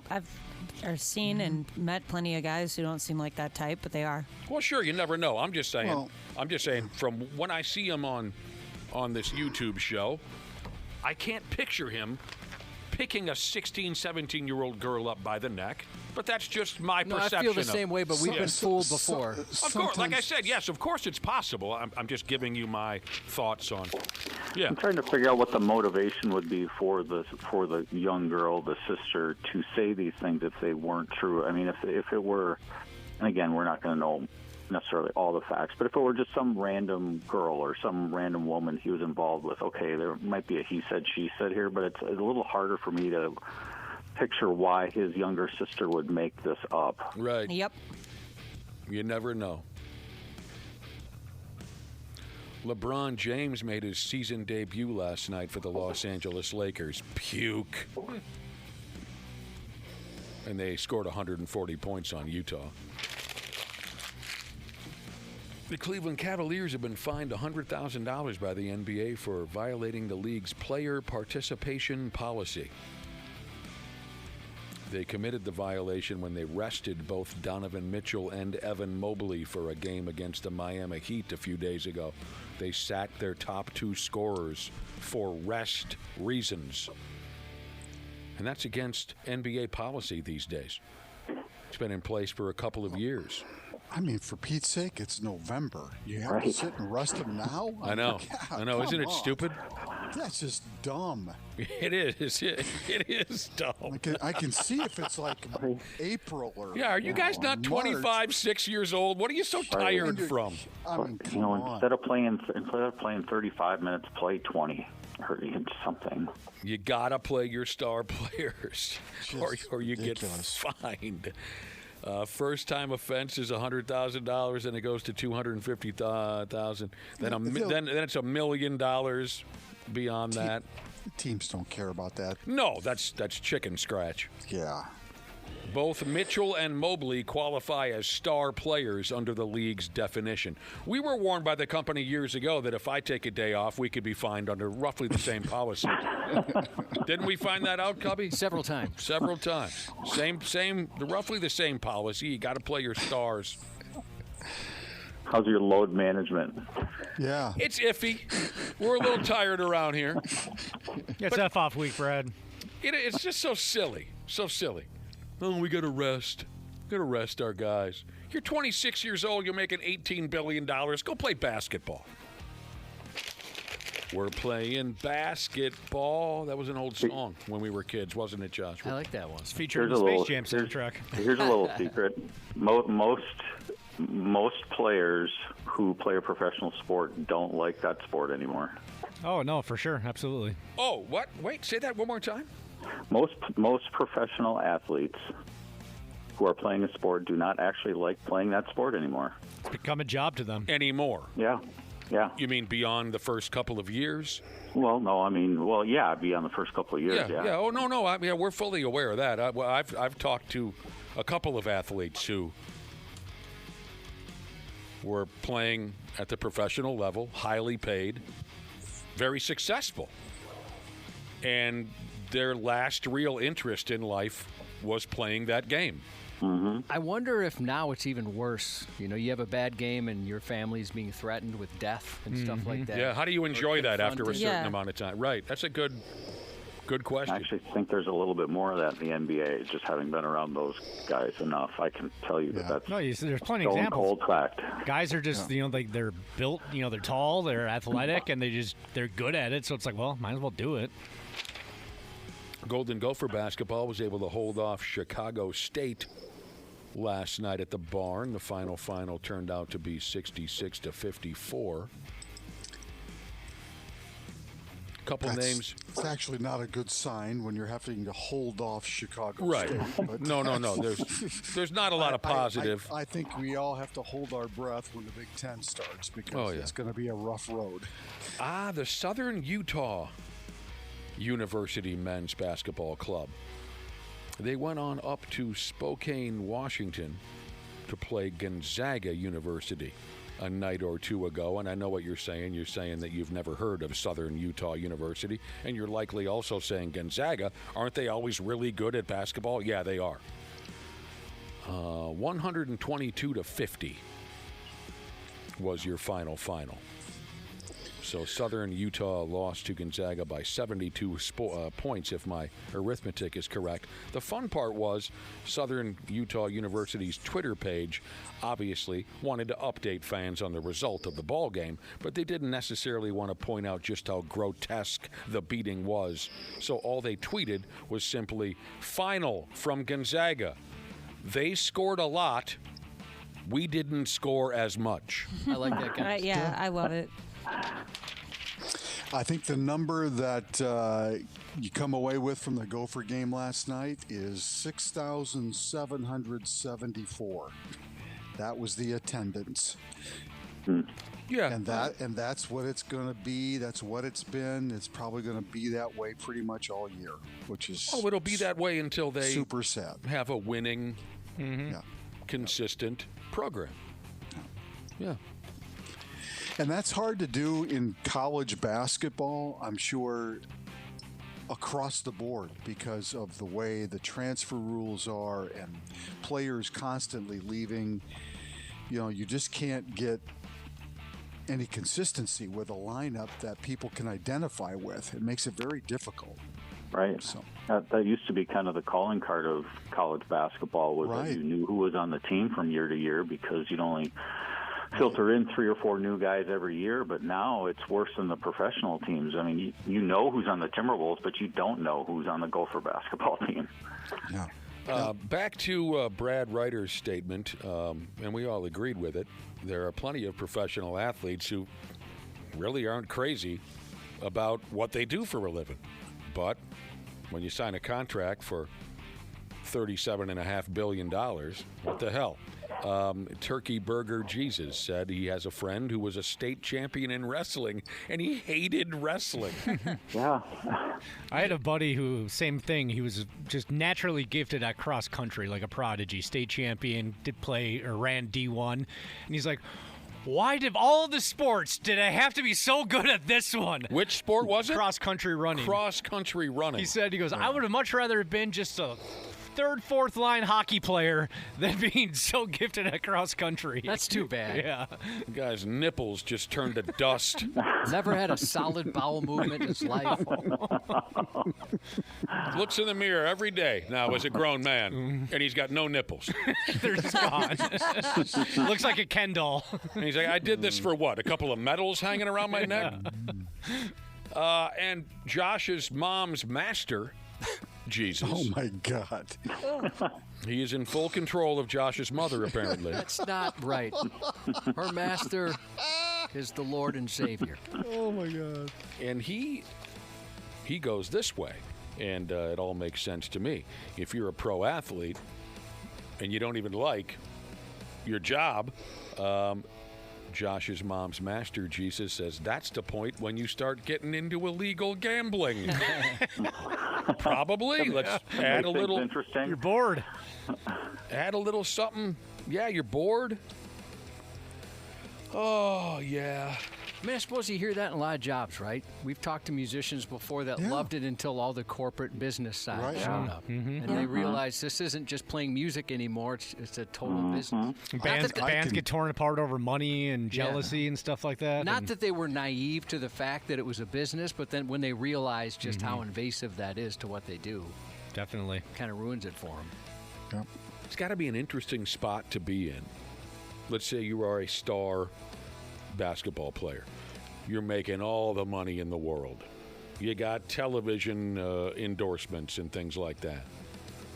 Every blonde within 100 miles is at your door, and you cannot stand going into work. Got to be an interesting spot to be in. Yeah, I'd suck it up, I think. Yeah, every single day. I would not care at all That's in exactly any way. that's exactly where I was going with it. But once that money is set down in front of you, hell, I'd gut it out. I would do just about anything. Yeah, me too. Anything. Me too. It makes me wonder why there aren't more guys and gals at the pro level that don't walk away after a couple, 3 years. Some do. Some but Some it's do. pretty rare. You're right. Of course, there's some who do, but it's pretty rare. It's also kind of deflating as a fan when you get older and realize that you care more about the wins and losses than some of the players do on the team you love so much. That kind of sucks. Or when you hear some of the teammates hate each other, you just want everybody to like each other. I think that explains some of the discrepancy in some of the records that I was talking about, too. I mean, Oklahoma City's 14-1. They have motivation. I mean, they know they're good. They just want a championship. They want to win another one, so they're motivated in mid-November. A lot of the teams they're playing are not. Oh, dude, yeah. Where do you find that motivation? Yeah. You know, you should be motivated because of the money and because it's your job. Detroit's 13-2. They've won 11 in a row. They made the Eastern Conference Finals last year. They're a little motivated. They want to get to the NBA Finals, and a lot of the teams they're playing in mid-November are not. So you like to believe that no matter what your favorite team's record is, they're out there doing everything they can and making the max effort. But that's not always the case. It should be, because it is your job. But it's not always the case. I also think that there are so many teams. I'll use the NBA as an example. There are so many teams in the NBA that the talent pool is so diluted that you're going to. This is always going to be an issue because there just isn't as much as we want to think there's plenty of talent to go around. At that level, there really isn't, and so now you look at teams like Washington, who have been so bad for so long. Brooklyn is just they're just they could wait for another 5 years and still not be a good basketball team. It's just, you know, back when Nick, we were growing up, Brad, I mean, there were not that many teams in professional sports, so there was a lot of talent that was in all of those teams and made those teams all very good and super competitive. And you just don't see that now because the talent pool, it's great, but there's just not enough greatness to go around. It's absolutely a factor. It is. And it's easily forgotten. That is easily forgotten, but that's a good point. I'm always blown away when I think, when I graduated high school, there were 22 teams in the National Hockey League. Now there are 32. It's crazy to me. Yeah. And we don't need to get into that, but no. But in baseball, I think baseball is a great example of that. But for me, the difference in baseball is that the money situation is so different than other leagues. So that the smaller market, and I use little air quotes, the smaller market teams, they don't have the kind of talent because they can't afford it. Right. You know, the NBA's got a salary structure set up that you could afford that if you have the talent. You just got to be able to keep them there. It's. I look at teams like Washington and Brooklyn. How could you ever be a fan of those teams in the last 5 years? There's no hope. There's just no hope. I'm one of those suckers who's going to cheer for my favorite team no matter what. But I understand what you mean, Randy Shaver. The Pigs are pulling late night duty tonight. It appears to me the boys don't drop the puck until somewhere around 8:30 tonight, which is just so stupid. Against an East Coast team. I know. Which is just ridiculous. They're playing at home against the North Carolina Hurricanes. Normally, we'd be jaw-jacking with Marcus Foligno right now, but he decided he wanted to sleep in. We're going to talk to him on Friday, if he's lucky. So wait a second. You're going to have Depot and Marcus on the same show? It's Ultimate F-Off Day on Friday. Wow. We don't care. And Purple Pick'em. Are you going to have them on together? No, they don't line up. No, they can't. The time schedules. And they don't like each other either. That's disappointing to hear. Be a good fight, wouldn't it? Be a good fight. Oh. I told Josh already that Friday will be our Ultimate F-Off Day. Yes. No worky next weeky. We're taking the week off for Thanksgiving. I told Josh earlier, someone brought that up. They said, is it okay if we have Depot and Marcus Foligno on the same day? And I said, hell, on Ultimate F-Off Day, you could make it Adam Sandler and who else do I despise? Members of Blink-182. Oh, yes. LeBron James. We could do well, actually, I don't hate LeBron. I'm a little burned out on it. But anyway, yes, it could be Adam Sandler followed by a 35-minute interview with Blink-182. And I would not care. Not on Ultimate F-Off Day. So, Dana, see what you can do. Now's your chance. Now's your chance to get Blink-182 on. Oh, that's true. It's my one and only. Everybody's cool with it. Oh, man. I know it's November, but I do have a little baseball this or that for you real quick. Yeah. It's nothing serious. None of that hot stove information. Starting to get that season. Randy starts to fondle his zipper a little bit when the hot stove conversation. Yeah. I already saw the trade yesterday where the Angels traded Ward to Baltimore. So Gary Ward? It's already started. No, Taylor Ward. Montgomery Ward? Oh. No, not Montgomery Wards. Bill Ward? No. Ward Cleaver? I just want to dump that one, Brad. There's an upstart baseball league. They call their league Baseball United. They started their season a day or two ago. Where do they do this? South and West Asia. Baseball United. They started their season a couple of days ago. We've had this conversation before. Some of you younger people won't understand, but there was a time when relief pitchers were brought to the field, to the mound, I should say. Relief pitchers were brought to the mound by an adorable bullpen cart, which usually was fashioned into a giant helmet of the home team. So fun. I love that. I want one of those. Does this cut it? Is this a decent consolation?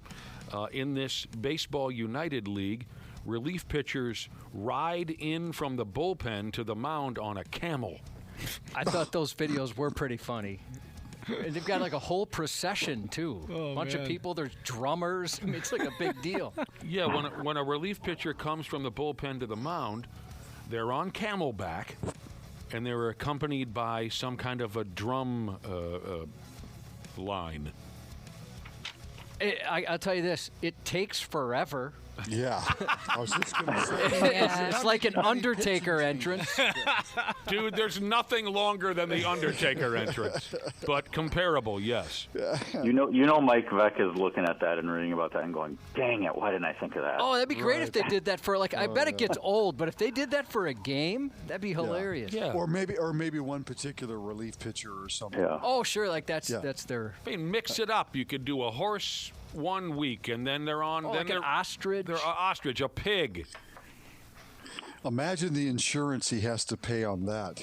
Right. To cover someone riding an ostrich into the field. The only thing this whole procession doesn't have is a guy behind the camel with a shovel. I'd imagine there's. Oh, yeah. That's going to happen. Turds in the baseline. What else could we humans ride from a bullpen to a mound? A goat? I don't know. Well, I was thinking this is not an animal, but like a zip line, like Shawn Michaels came down on WrestleMania 12. That'd be kind of cool.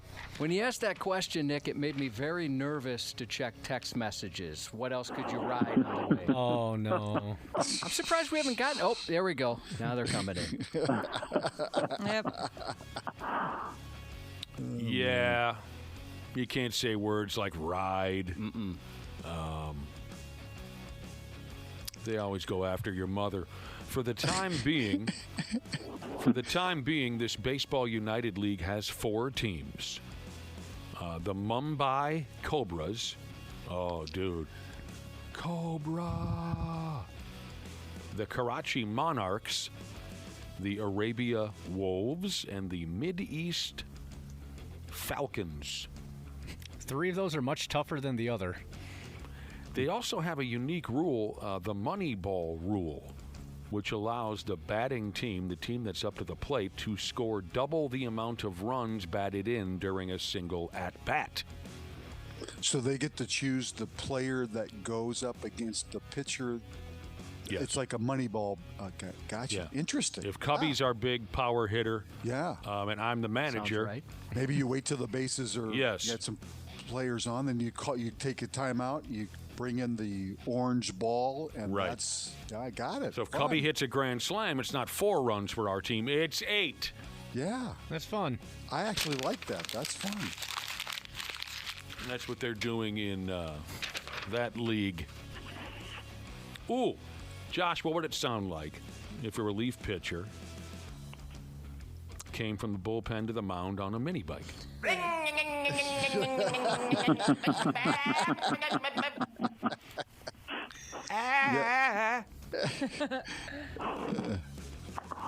Pitcher gets pulled over. Well, this is interesting. A listener says, pitcher gets pulled over by the police on that camel and he's given a DWI. That'd be dramatic. It would be. All right, there you go, boys. We got to get going again. Thank you very much, Randy Shaver and Brad Ryder, and we'll talk to both of you tomorrow. For sure. Both of you tomorrow. Okay, we'll be back in a few minutes here on the Half-Assed Morning Show. The 93X Half-Assed Morning Show. All right, all you procrastinators, enough is enough. It's November and the you-know-what is about to hit the fan. Time to hit up my friends at Standard Heating and Air Conditioning to get that furnace cranked on and get it winter ready. Dana here. November's also the final tune-up deal of the year at Standard. You can get $20 off your furnace fix when you make an appointment and mention 93X. Yeah, I know we're all hardy Minnesotans around here, and you're probably saving up to buy me a sweet, sweet Christmas gift, but don't roll the dice on your furnace. Time to prep and protect. Book that tune-up today at standardheating.com. That's standardheating.com.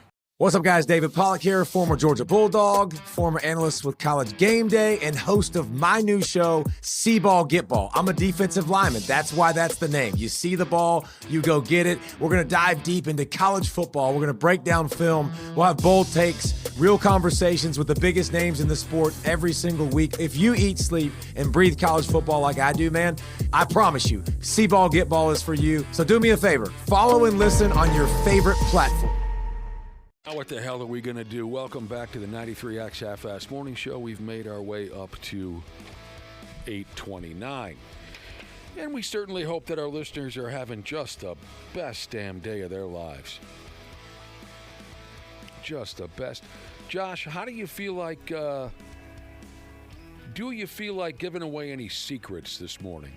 Yeah, I'm an open book. Much to the chagrin of my family at times, but sure. Are you overly honest with? Maybe an oversharer. Oversharing? Sometimes I wonder, should I have said that? I'd love to hear a story behind it. Yeah. You're an oversharer with your family members. Just in general. In general. Yeah. Secrets of the radio industry is where I was going with that. You want to let folks behind the curtain? The reason I'm asking a pimp is that internet people have been talking. They've been answering a question, and the question is, what's a secret from your profession that everyone should probably know? Some of this, from what I've read, some of this is interesting. Most of it is not. I'm with you on that. I was expecting a little more, but secret number one, at least I would say about the four of us here. You're going to go ahead with this. You're going to let them in. Oh, I thought that's what we wanted to do. Amongst the four of us here. It's dangerous ground right here. None of us wear pants while broadcasting. No. And none of us really know a thing about radio. It's true. And right. Which surprises some people that ask like questions that we probably should know, but I don't know, and I'm not trying to put anybody down. I just think you guys would likely agree we know very little about radio. Yeah. People are like, how did the ratings work? I have no clue. idea. I don't know. The boss just tells us what place we're in. It's I don't not know. my business. Wait, he tells you? I've never even heard that. Yeah. Occasionally. I guess not lately, so that's probably bad news. I don't know how the ratings work. All I know is when you look towards the top, you'll find us. Secrets, if you are not doing anything important right now, 651-989-9393. That's our Luther Bloomington Kia text line. You want to tell us a secret about your occupation, a secret about your industry? We're happy to learn all that we can. I can't think of a super cool one, but I have a friend, she used to be a manager at McDonald's, which I thought was awesome. And She said, if you ever want fresh French fries, order them without salt and then just salt the bejesus out of them yourself because they'll make you some new ones. Yep. Now, I don't know if that frustrates folks, and it's probably very well known, but to me, I thought, my gosh, she is a genius, and I've got an insight. She also taught us how to wrap up a hamburger like they do at McDonald's, which I thought was neat. Wrapping up a hamburger. Yeah. That's cool. I can show you how to wrap up a Subway sandwich. if you Oh, that's guys wanna good. That's know. right. You were a sandwich artist. You know That's kind of fun. You know what I can't do is put one of those lids on a Chipotle bowl. No. That's Dude, a skill. I It would is. love to know how to do that. That just frustrates me shouldn't- so much. Yeah, it shouldn't be that difficult. All right, we've received our first industry secret via text from a feller called Beard Jesus. He says, I'm a printer. All printers are alcoholics. That's secret number one that we've learned this morning. Short but skinny too, Jesus said. I actually have no idea what I'm doing. Lots of Google and YouTube. I've Googled stuff and YouTube stuff about this place and how to do certain things. Absolutely. Not this. I mean, this business, quote unquote, and how to do things. Pizza restaurant worker has texted in with a secret. Don't eat the salads at the pizza restaurant. Oh, I know. I know. Oh, I'll eat the Oh, salad. I like pizza restaurant salad. Toss a Food salad. poisoning. I'll eat it. I'll do. Here's one from my previous life when I spent 87 days in the car rental industry. I don't know if this is a wild secret, but if you rent a car, there's a pretty good chance somebody's had sex in that car. Oh, yeah, definitely. Yeah, a lot that of makes things sense. have happened in Yeah, it's many like going to a cars. hotel room. Definitely people. Exactly. It's just like a hotel room. Assume that somebody's either had sex, masturbated, or done drugs in that motor vehicle.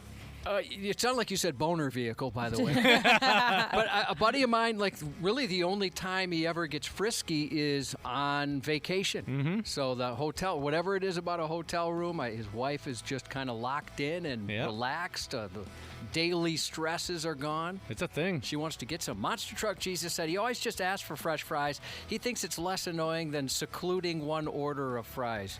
I didn't even know I would feel more guilty about just saying, make me some fries. I feel bougie. No, I don't like doing any of those fast food hacks that they talk about. I right? never Like, do I them feel either. like you're making the people do extra work. Yeah, or like the secret menu items. Right. And the food that they have on the regular menu is good enough. I Yeah. don't need to make somebody's day worse by saying, well, put some chicken on my cheeseburger. They know what they're doing. Wow, here is a deep, dark secret texted into our radio program. This is, and a lot of texts are coming in. A lot of you are giving us a look behind your curtain. But here's the one that has me locked in so far. Electricity isn't real. It only works because we all believe in it. It's like Christmas spirit. We just believe. F me running. That blows my damn mind. Electricity isn't real. We only... Oh, no. The lights just went out. Come on, people, start to believe. I've heard of this before. NWO Jesus said he works at a milk plant. Regular labeled milk that is regular label milk that is expensive is the same milk as the generic or low cost grocery store milk. I've heard that a million times. Like, you've got your different brands. Land O'Lakes, it's the only one I can think of off the top of my head. Or like Target brand, same milk, different label. I just love hearing you say milk. Oh, my wife says milk, too. I forgot I do 9 that. times in a 45-second span. I should have avoided that text. Darn it, I forgot. Yeah, certainly. I mean, sure. like televisions, same type of thing. You Yeah. know? Any damn thing. I mean, Just have it one number off. I It's used the to same be- exact thing, but the price is different. like I said, blue jeans. This is twice this morning I've brought up blue jeans. Don't know why. But are the ones that cost $700 with a fancy logo on it, are they better quality than a $12 pair? No. Honestly, I don't know. I've paid a decent amount of money for some good jeans, and I can definitely tell a difference. Isn't sometimes no the damn difference? There's like difference. people stitching it versus a machine. Yeah. You know, that sometimes you're paying for that. Skateboard Pete Jesus said a secret about a past job of his at a restaurant. If you can't find any workers, they're just out back taking shots and smoking doobies. That's not a Doobies. secret. No. I've worked at restaurants, and you're right. They're doing Yep. that. Smoking doobies. All right. A few months ago, I walked into a place, I won't say the name of it, but, one of those fast casual type spots, and there's nobody at the register, and the guy comes up and goes, sorry, I was out back smoking. I was like, yeah, cool, good for you, man. I respect that. Smoking what? Here's another industry secret being texted in. We knew this already. No offense. Well, but maybe there's some out there who didn't know this. Your garbage man knows about you Your garbage man knows more about you than you think. Oh, yeah. Probably the same with your mailman, too. I don't know if I told you this, but I almost killed one of our yard waste guys last Friday. And there was a dude driving, and then two kids, basically. There must have been 18, 19. They were pretty young. Hanging off the back, right? Just to load up all the yard bags this time of year. Of course, it's pretty busy for them. Mm-hmm. And without thinking, I waved at one of the kids as he went by. And as I put my hand up, I thought, oh, my God, what if he waves back and falls off that truck? And he did wave, and he did wobble a little bit. Oh, man. So for a second, I thought I killed a teenager. From all the stories that you tell, you and waving don't mix. No, usually it goes bad. Just put your hands in your friggin' pockets. I'm going to have to. All right. Lots of texts are coming in with folks admitting secrets from their occupation. Very interesting. We're going to need a little time to go through some of these. Let me just dump what I have in front of me from this official report. What is a secret from your profession that everyone should probably know? We tried to come up with some cool radio stuff. We failed. Maybe we'll come up with something before the end of the show. If you're having surgery, it says here the outcome will 100% depend on who your surgeon and medical team are. Same surgery, different crew, different results. That's why I was so strict about what hospital I wanted to deliver at. I wanted to go to the Maple Grove Hospital. They have an incredible reputation, and they are always busy, and so the labor and delivery floor can be full. And my OB, so you're supposed to call beforehand to be like, hey, I'm coming in. Is there a spot open? And they can be like, no, don't come here. But my OB told me, nah, just go there. Don't call beforehand. I know they tell you to. Don't do that. Just go there because they cannot turn you away if you are in labor. So, there's a little secret for you guys if you didn't know that. Okay. You know who you want to talk to? I've learned a couple things, like paramedics would be a great person to talk to about what the good hospital is. They know very well. Yeah. And I dated a girl who was a pharmacist, and she mentioned, we know way more about drugs than doctors do. And I had asked a friend that's a doctor, including Dr. P, and he totally agreed. I mean, that's what they do, right? So they know side effects, what's good, what's not good, more than the doctors would. I always choose when they ask, when you pick up a prescription, do you want to talk to the pharmacist about this? I'm always like, yep, yeah, sure, might as well. Well, yeah, ask they them know a few it all. Questions, yep. That's what they do. Those green boxes on your front lawn that are property of the power company. Now, I know someone just got done texting saying electricity isn't real. It only works because we believe in it. Well, we currently are all believing it, apparently, because it's working in the building. Those green boxes on your front lawn that are property of the power company, they are incredibly dangerous. Sitting on them is actually very, very dangerous. That's we used to sit on those all the time. Right. That's apparently the words of someone who's in the industry. And right, I have one in my front yard, and I do come very close sometimes to smashing into it with my riding lawnmower.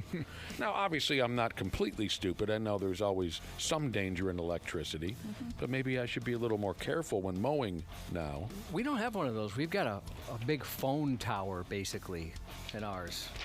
Phone. Yeah, so it's like 3 people in the neighborhood that use a phone anymore, a landline, and it's right in our yard.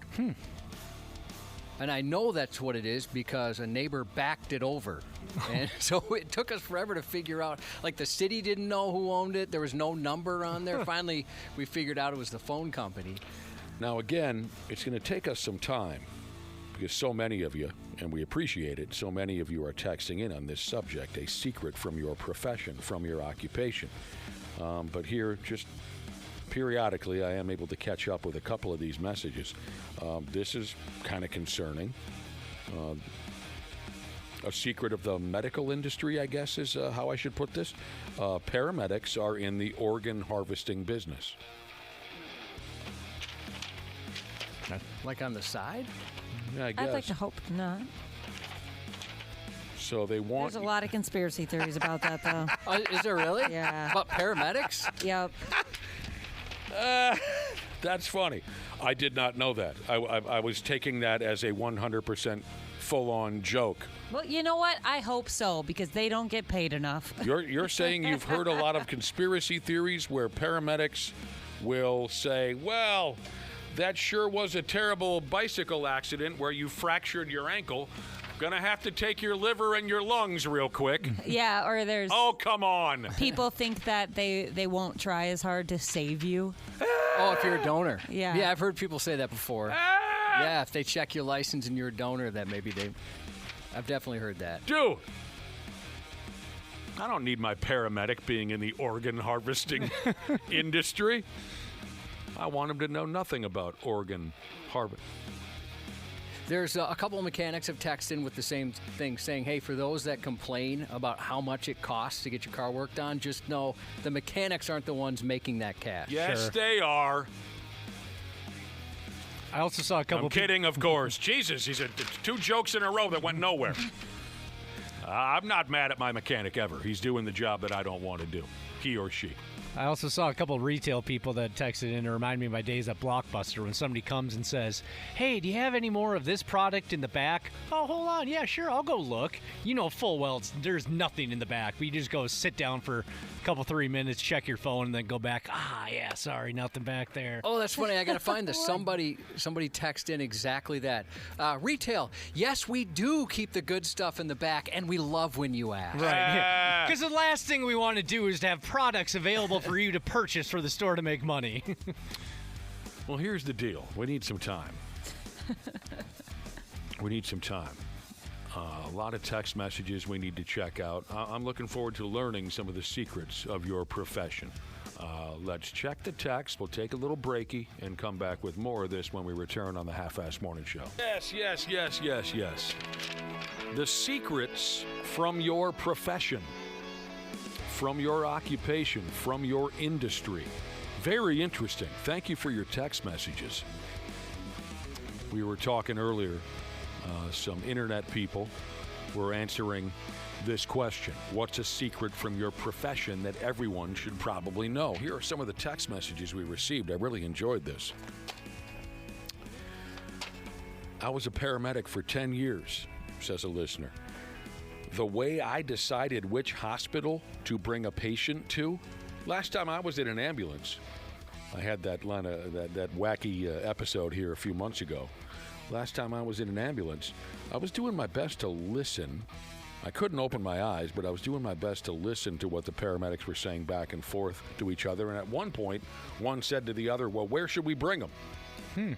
I guess sometimes on the fly, they decide which place is closer or which place is better suited for whatever's wrong with you at the time. I thought that was kind of interesting in that moment. They don't really know where they're taking me. Yeah, I guess I would just assume they took you the closest one. Or maybe it's like, well, I don't know, there's a Burger King we could run through that drive-thru if we go that way. Interesting you would say that.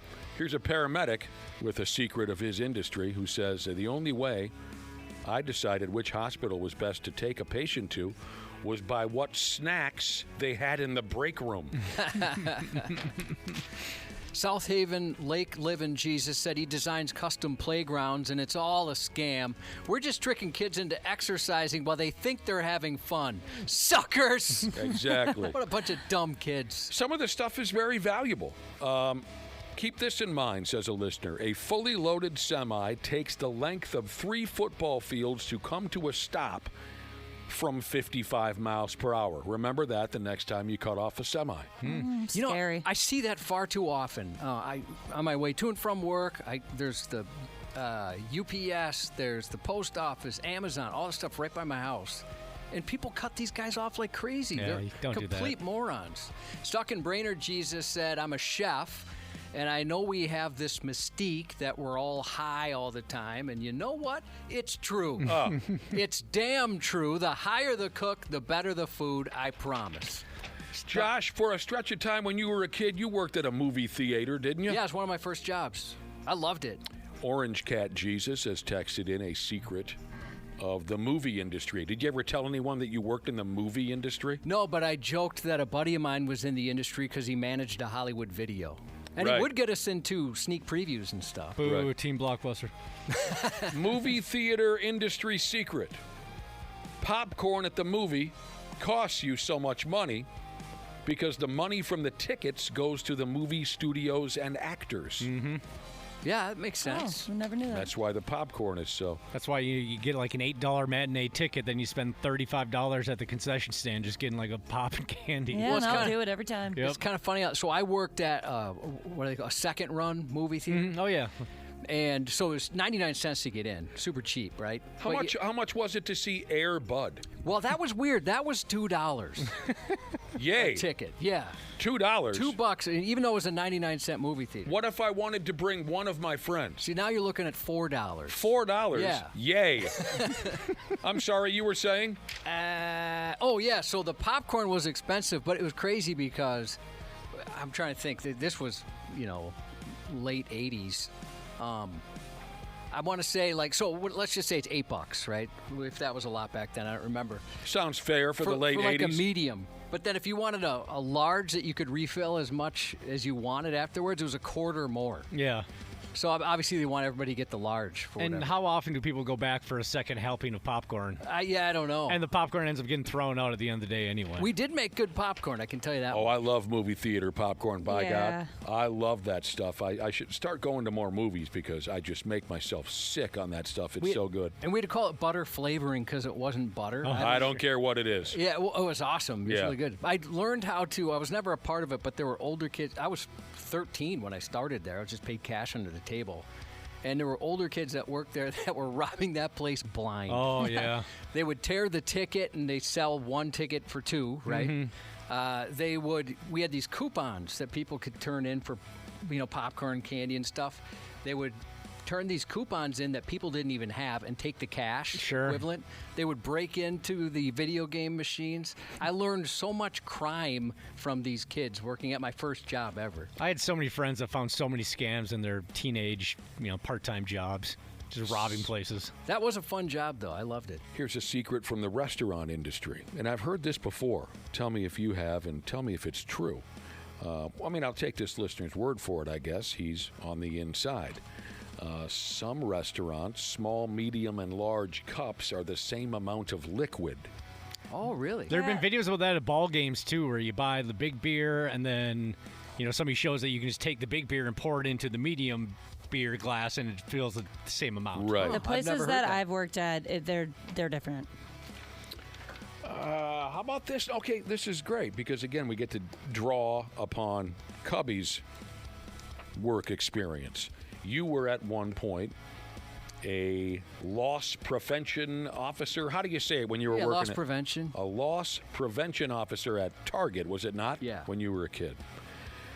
According to a listener on the inside, as we're sharing industry secrets here, retail loss prevention. If you steal and a loss prevention person interviews you, you don't actually have to talk or admit to anything. Yeah, they're not the cops. Yeah, exactly. You knew that when you were working there, Josh? Oh, yeah. Okay. Realistically, you could leave, and there was nothing we could do. And I'm sure it's different at various places, but back when I was there, and it changed a lot. When I first started, you could be a little more aggressive, right? You could, stop somebody, get in front of them, make them stop. But, grab them by the hair. But, there are certainly a lot of rules, right? So if I see you conceal something, I cannot lose visual the whole time. Even if there's somebody looking at a camera, if I see it and I'm walking around, I have to watch your pocket or whatever it is. And if you missed it, maybe this would be a secret. Let's say you went around an end cap or something and I lost you for that split second. So what they taught us to do, again, this is 20 years ago or more, is I'd just stare where I saw you put it. And I'd walk next to you uncomfortably and just keep staring at that pocket in hopes that you'll go, oh, crap, they saw it and put the stuff back, and they call that a recovery. So awkward. I have one from when I used to work at restaurants. There's like a 99% chance if you ordered fries that people touched your food and took fries before it's been at your table. Oh, I've sure. heard that before. Yeah, like sometimes servers or whatever will just grab a couple Skim of a couple off the top before every they bring it out to you. Every single time. Doesn't bother me. A secret of the bartending industry. Are you ready to look behind the curtain into the bartending industry, everybody? Yeah, I mean, Ashley, I'd imagine, would probably already know whatever. Yeah, bartender. I'm interested. Bartender says, if you ask me to make your drink strong, I'm just going to pour alcohol directly on the straw. Oh, that's very smart. That's really smart. Evil smart. I guess I've never done that. Stiff one. I usually just charge them and then deal with their drama later. And a plumbing secret here, Josh says, turds flow downhill. Oh. I've heard that. When I worked at Camp Snoopy, obviously everybody knows the Carney games. They're a little bit rigged, a little bit overinflated basketball, stiff rims, that type of thing. Yeah. I've heard that. But we had this game called Float Pitch, where there's a bunch of dishes, little bowls floating around, and your job was to throw a ping pong ball into it. And this dad one time was like, hey, you can tell me, how do you guys rig this one? I'm like, modern physics? You're trying to throw a ping pong ball into a floating dish. We don't have to rig this one. No. Physics and gravity takes care of it for us. Have you ever heard of the dick tax? I was trying to think of something I've heard from friends. No. Never heard of it. Sounds familiar. So the dick tax is, let's say, whatever your profession is. So, for example, the person that told me this is a contractor. When the homeowner or whatever it is just a complete jerk, when they're a total jerk to them, they add a dick tax because they don't want to work with them, but they'll just inflate the price to make it worth their while. Oh, all right, I'll deal with this jackhole for however long if they're willing to spend this much more money. Just overquote them and if you really want it, that's the thing. Because they would prefer probably just not to deal with them, but hey, if they're going to pay the dick tax, sure, I'll work with them. Why not? Why not?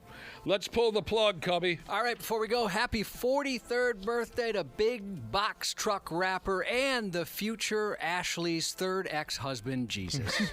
If you missed any part of the show, you can always check out the podcast at 93x.com. The 93X Half-Assed Morning Show. All right, all you procrastinators, enough is enough. It's November and the you-know-what is about to hit the fan. Time to hit up my friends at Standard Heating and Air Conditioning and get that furnace cranked on and get it winter ready. Dana here. November's also the final tune-up deal of the year at Standard. You can get $20 off your furnace fix when you make an appointment and mention 93X. Yeah, I know we're all hardy Minnesotans around here, and you're probably saving up to buy me a sweet, sweet Christmas gift, but don't roll the dice on your furnace. Time to prep and protect. Book that tune-up today at StandardHeating.com. That's StandardHeating.com.